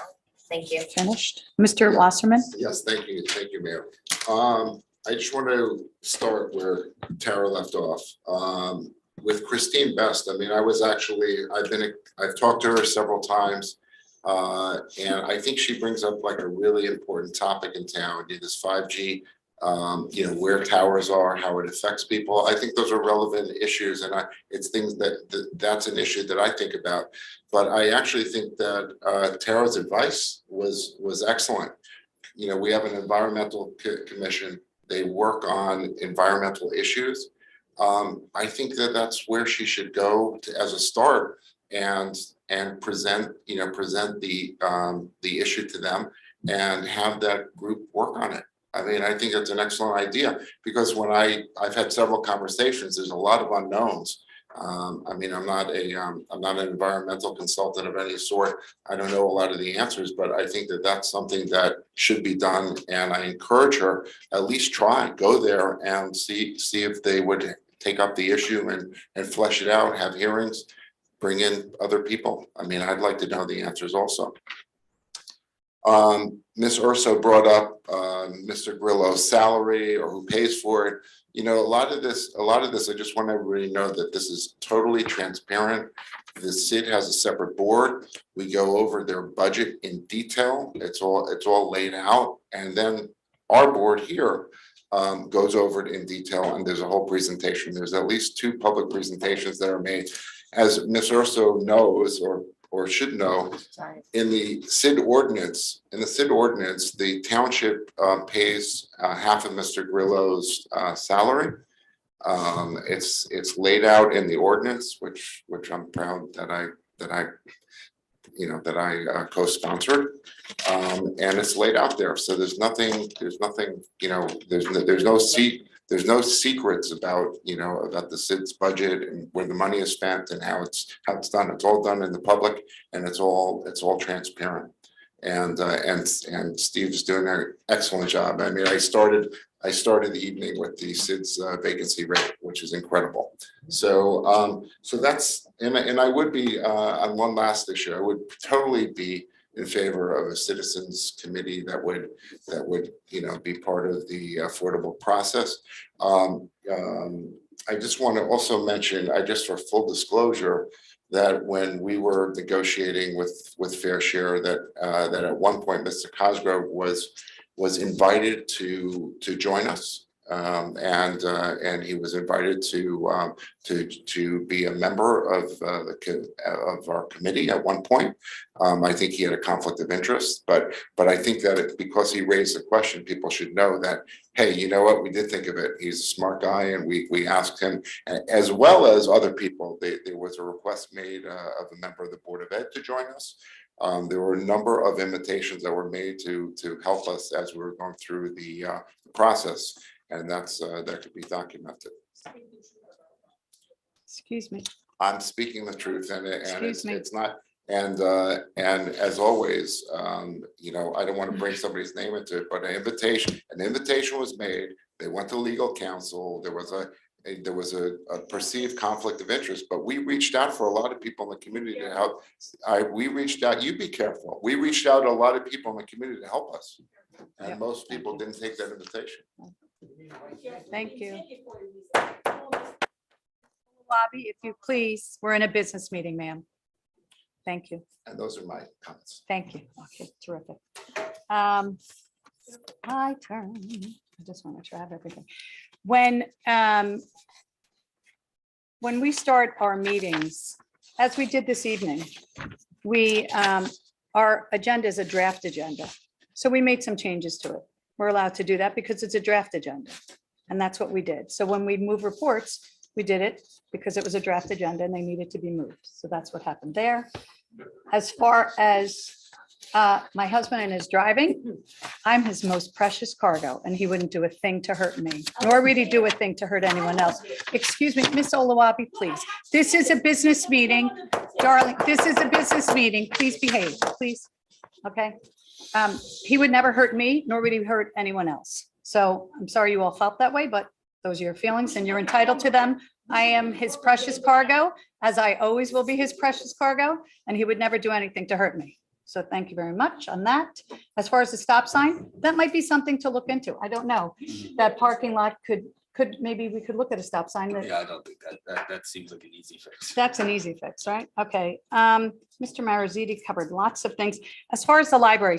So last night, Ms. Pasternak, as far as the library was concerned, we changed the policy. So you can rent a room at the library. We inserted different language, or the trustees inserted language. I recused from voting. I abstained from voting on it. However, everyone on the library board did vote to change the policy of the library and the meeting rooms. And it all has to do with payment in full. It's also to note, in the library rooms policy anyway is every meeting is an open meeting. Every meeting is an open meeting. So you cannot have closed meetings at the library. And if someone says such, that's wrong. Everybody's welcome to go to that meeting. You cannot stop people from not going to meetings. So that was discussed last evening. As far as money being owed, I'm sure there's a check in the mail, or should be. And I'm hoping it will be. There is monies that are owed, and there could have been, some misinformation, or, I wasn't there. All I know is that it was discussed. I'm not speaking for you. You are. All I'm saying is that it was discussed. There's money that's owed. There's policies that have been changed, but you can still rent a room. I can read through the policy. I can leave a copy of it for you. But that you can still rent a room. That's all I'm trying to say. So, yes, we'd like to put Library Gate behind us. And I think we talked about the recycling center, Mr. Morrow. We haven't decided anything yet. I think we're waiting till we get to the compliance hearing. And that will be at the end of the month. And yes, I was just as surprised as everyone else that we have a new judge. Didn't see that coming. So that's that. Can Mr. Mariziti just speak to that? I feel like we should address that. Sure. I don't disagree. I understand that Judge Gardner is not handling any more affordable housing cases for any municipality. Does he give a reason? Does he have to give a reason why? Well, I don't know the inner workings of the court system. I know that it was a general decision to move out of affordable housing cases. He handles a number and he's not handling anymore. And what about Frank Banish? Is he is special master still? I think that's going to be a decision I would think that the judge will make, but I would think that there would be no reason to change Mr. Banish. So while reading some few articles online, what I saw was, again, just from my own reading, and it's my opinion, or you can say what I read online, was there was workload for judges, and governor hired more judges, and workload was divided. There were a lot of shortages of judges. So I don't know what that means, but that could be one of the reasons that Judge Gardner was put on a different case, or some other judges handling this case. But there are a lot of judges who are recently were taken those position and became judges to handle more cases, to remove the shortages. I have one other question about that. Does Does the new judge get informed about our case? Does all the letters and all the input, like who updates the new judge? Does that have to happen, and does it happen? Does the new judge get a file? Like this is the Milburn file? There are certainly files in the courts, and the judges, it's not unusual for judges to move around. And it's not unheard of. So it's up to the judge to decide how to become up to speed. My knowledge about this matter is limited because you have special counsel, Mr. Buzak, who is handling this case. I am not handling, our firm is not handling the case before the judge. Right. But we obviously are in conversations about it. But it's up to the judge whether or not the judge wants to look at the prior judge's information or whatever was submitted. It's up to the judge to decide what the judge needs to know and how the judge will go about learning that. So, this case is at a certain point, and it's passed through many steps already. So there's not much left to be done. It's a question of reviewing whether things have been done in accordance with the settlement agreement. And then one last thing, did I read right that the compliance hearings in person? I don't know the answer to that. That's how it's been noticed at this point, and I had mentioned and I had not yet, but we'll confirm whether that is the case. Okay. Yeah, but that is how the notice. That's how the and that notice notice is. is on the website, right? Correct. So in person, okay. Can I just ask one question? And you answered it before, but Mr. Danish, is we still expect him to be the special master to the court on this matter, or maybe? I'm giving an educated guess, and it's a guess. And my guess would be that Mr. Banish will remain on the case. I would think if I were the judge, I would want to have the consistency and to Somebody who knows the answer, history. yeah, and to answer the committee woman's question. That's a wonderful way to become updated in what's happened. The special master works for the court. I think today was a great day where I think we have acknowledged almost all the questions. I can only think of one more question that was asked in here about the part of DPW. Where would that go if that building comes in the 9 Main Street? Just to bring that up to speed again to all the residents who are not aware of it, it's 4.5 acre property and only 2 acre is dedicated towards this project. The building that DPW site has, the big building, will stay as is, and the thing behind the building also will stay. It's the initial parking lot, and it is the salt dome, and it is the gas station. I think those are the main 3 things that will get moved, and that is where Alex McDonald, our business administrator, has mentioned last meeting that he is still looking into whether that will go in front of the DPW, the parking lot that is there, or on the JFK Expressway, the leave site that we have. It's not been decided yet. Just to clarify it again, it's not the whole site. It is part of that site. Okay. So just the one clarification, I don't think he ever said that it's gonna salt dome and the gas tanks are gonna go in front of in the parking lot in front of the DPW building. No, I mean, So if I actually had said that, the thing is, those are the 3 things that are. Yeah, I thought you said that, Located. Now, Sanjeev, I thought you said that they where were they're gonna go in front of the DPW. It could be, but not the gas station. Gas station could be, we may use outside gas station. I don't know what is that going to do or where that's going to happen.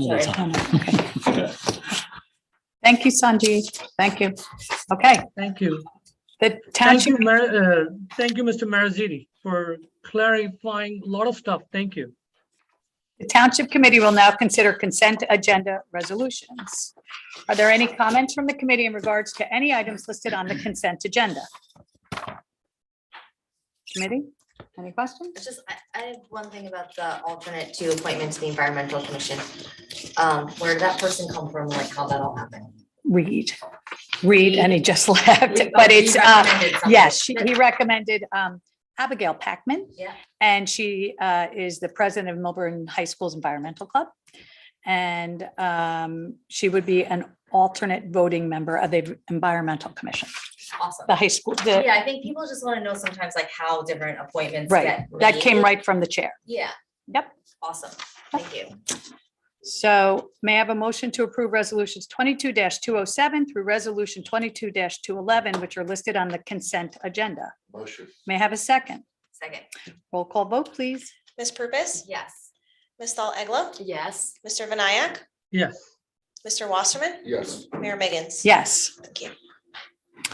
We have resolution 22-212, which is authorize an emergency appropriation to appropriate the local units allocable share of the unfunded portion of phase 1 of the flood mitigation facilities project of the joint meeting of Essex and Union counties. Are there any comments from the committee in regards to resolution 22-212? I just want to say that FEMA is still going to cover 90% of the project. Awesome. Yeah. Awesome.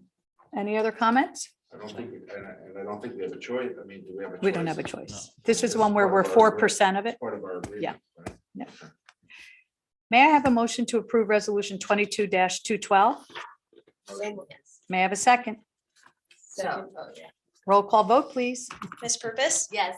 Ms. Dahl Egla, Yes. Mr. Vinayak, Yes. Mr. Wasserman, Yes. Mayor Miggins. Yes. Thank you. Thank you.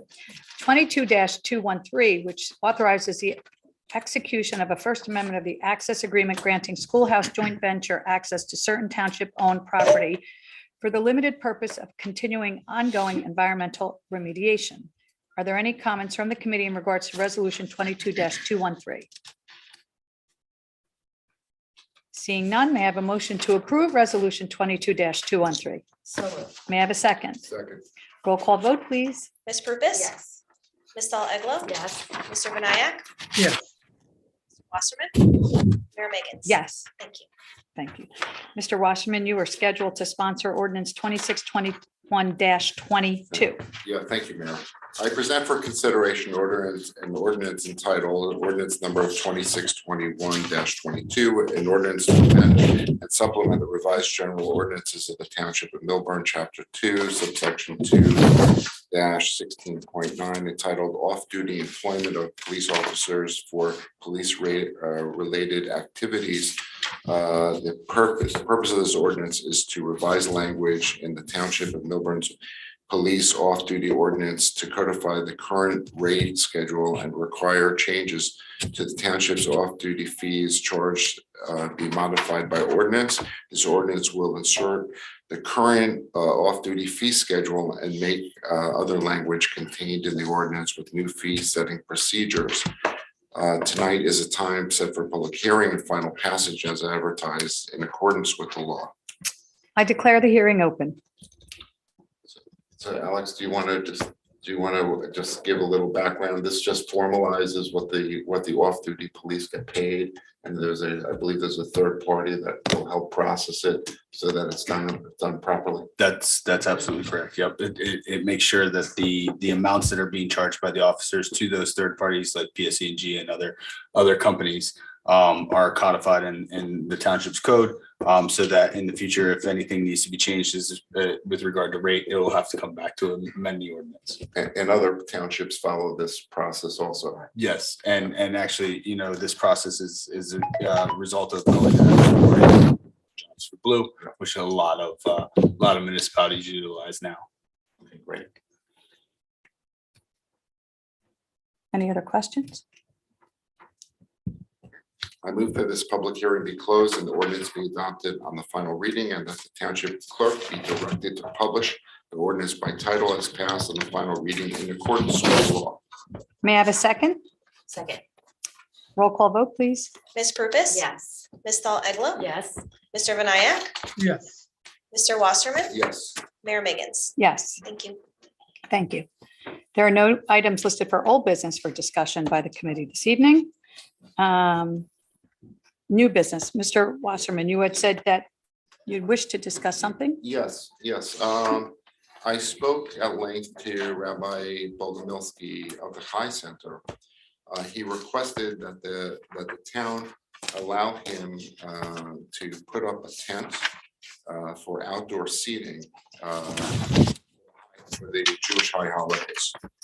Now, by doing that, this would go against the current agreement that the township has in place with the High Center. There was a lawsuit, and part of the formal agreement was that he can't do that, I guess, without special permission.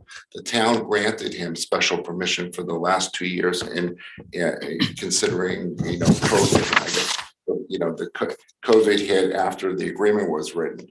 And I do want to point out for my colleagues on our committee that as of this morning from the New York Times for Essex County, there's a big spike of COVID, and as many people know, I had COVID a while, like a week ago.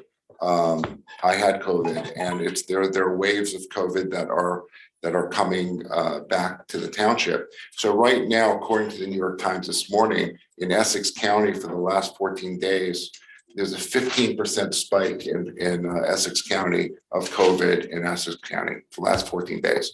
In terms of test positivity, there's a 10% spike in Essex County. In hospitalization, there's a 1% spike.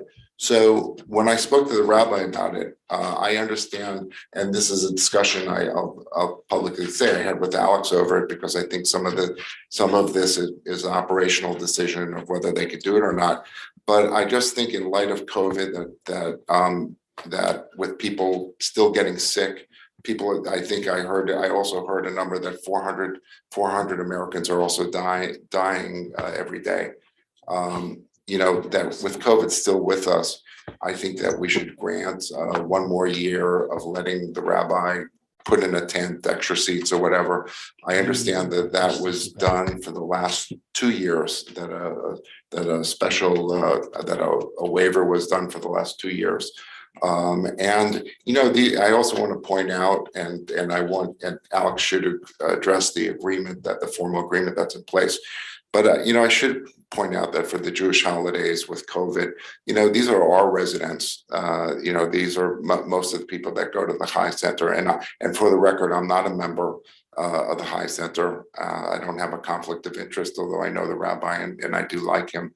But with COVID, I think it's just something we should do because it's the right thing to do, even though that there's a formal agreement that Alex is trying to rightly enforce. I understand that, but these are congregants, these are people of the township, and why shouldn't they enjoy the Jewish holidays without worrying about COVID because they're indoors?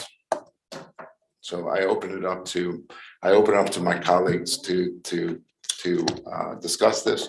I do understand there's a formal agreement that we have made a deal that he would not do this, but I think COVID changes that. And Mr. Marizzuti, could you just speak to what we weren't on the board with this agreement. What is this formal agreement that you're not on? Mr. Wasserman talks about. Yeah, I wasn't involved in the details of that, but I understand there was a payment of a considerable amount of money in exchange for the agreement that there would not be this use. But I have a question about your proposal. Is it for the entire year, or is it for this upcoming? For the Jewish holidays, which would for all the Jewish holidays, for Rosh Hashanah and Yom Kippur. Three. Just the upcoming ones. So Jesse, Not all the Jewish holidays. No. Rosh Hashanah is 2 days and Yom Kippur is 1 day. Well, that's what I meant. So to what you're talking about is that they were renting space at the middle school. Yeah.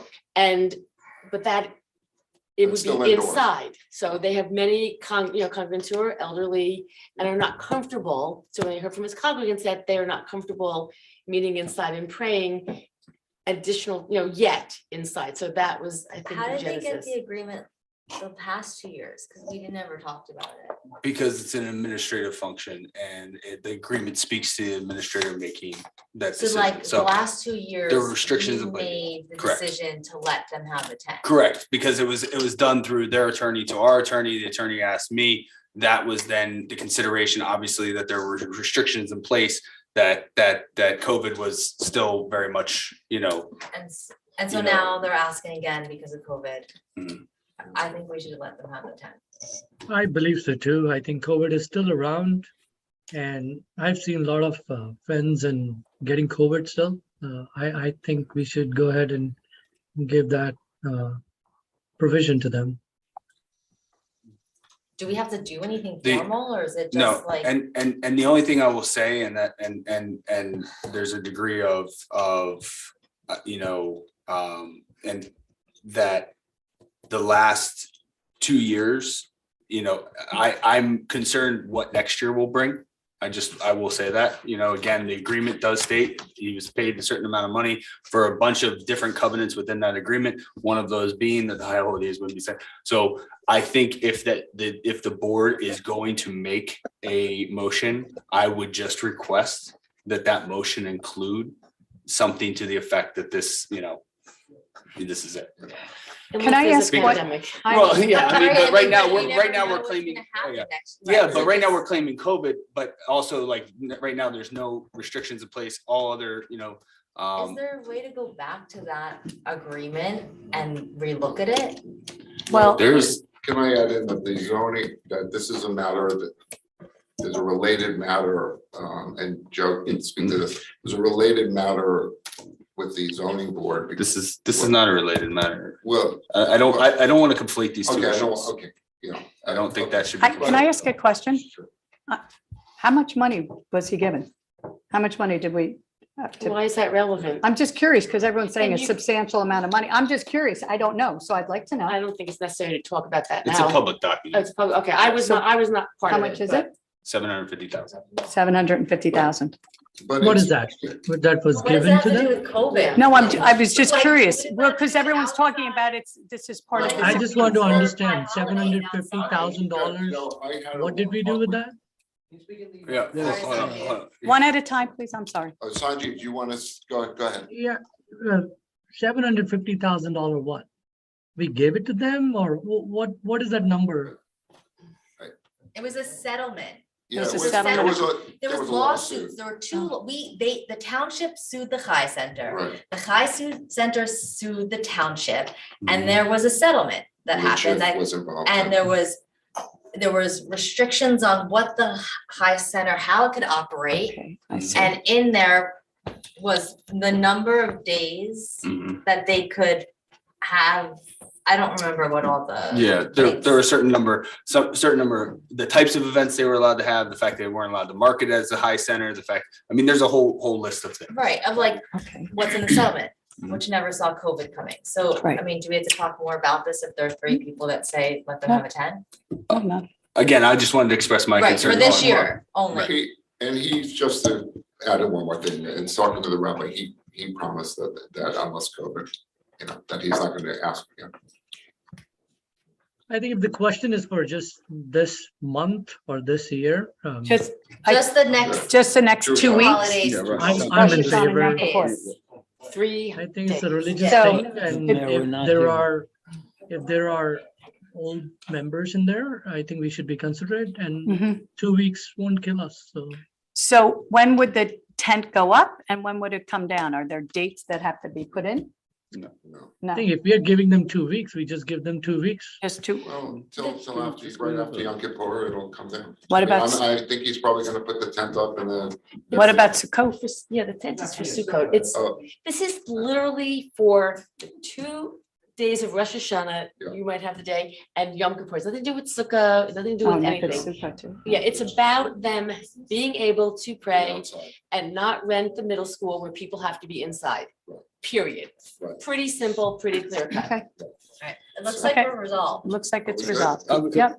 I thank you. No, What were you we're gonna not say? resolved. No, no. But, yeah. Are we Are we resolved? to do a Did you- formal Yeah, I motion? was just gonna ask if you wanted to. Do you have to- I was going to say, it seems that we need to authorize the business administrator to do this. Correct. And I'm hearing that this There's would be, consensus. that the motion would be to allow the use of a tent for the 2 upcoming holidays in the year 2022.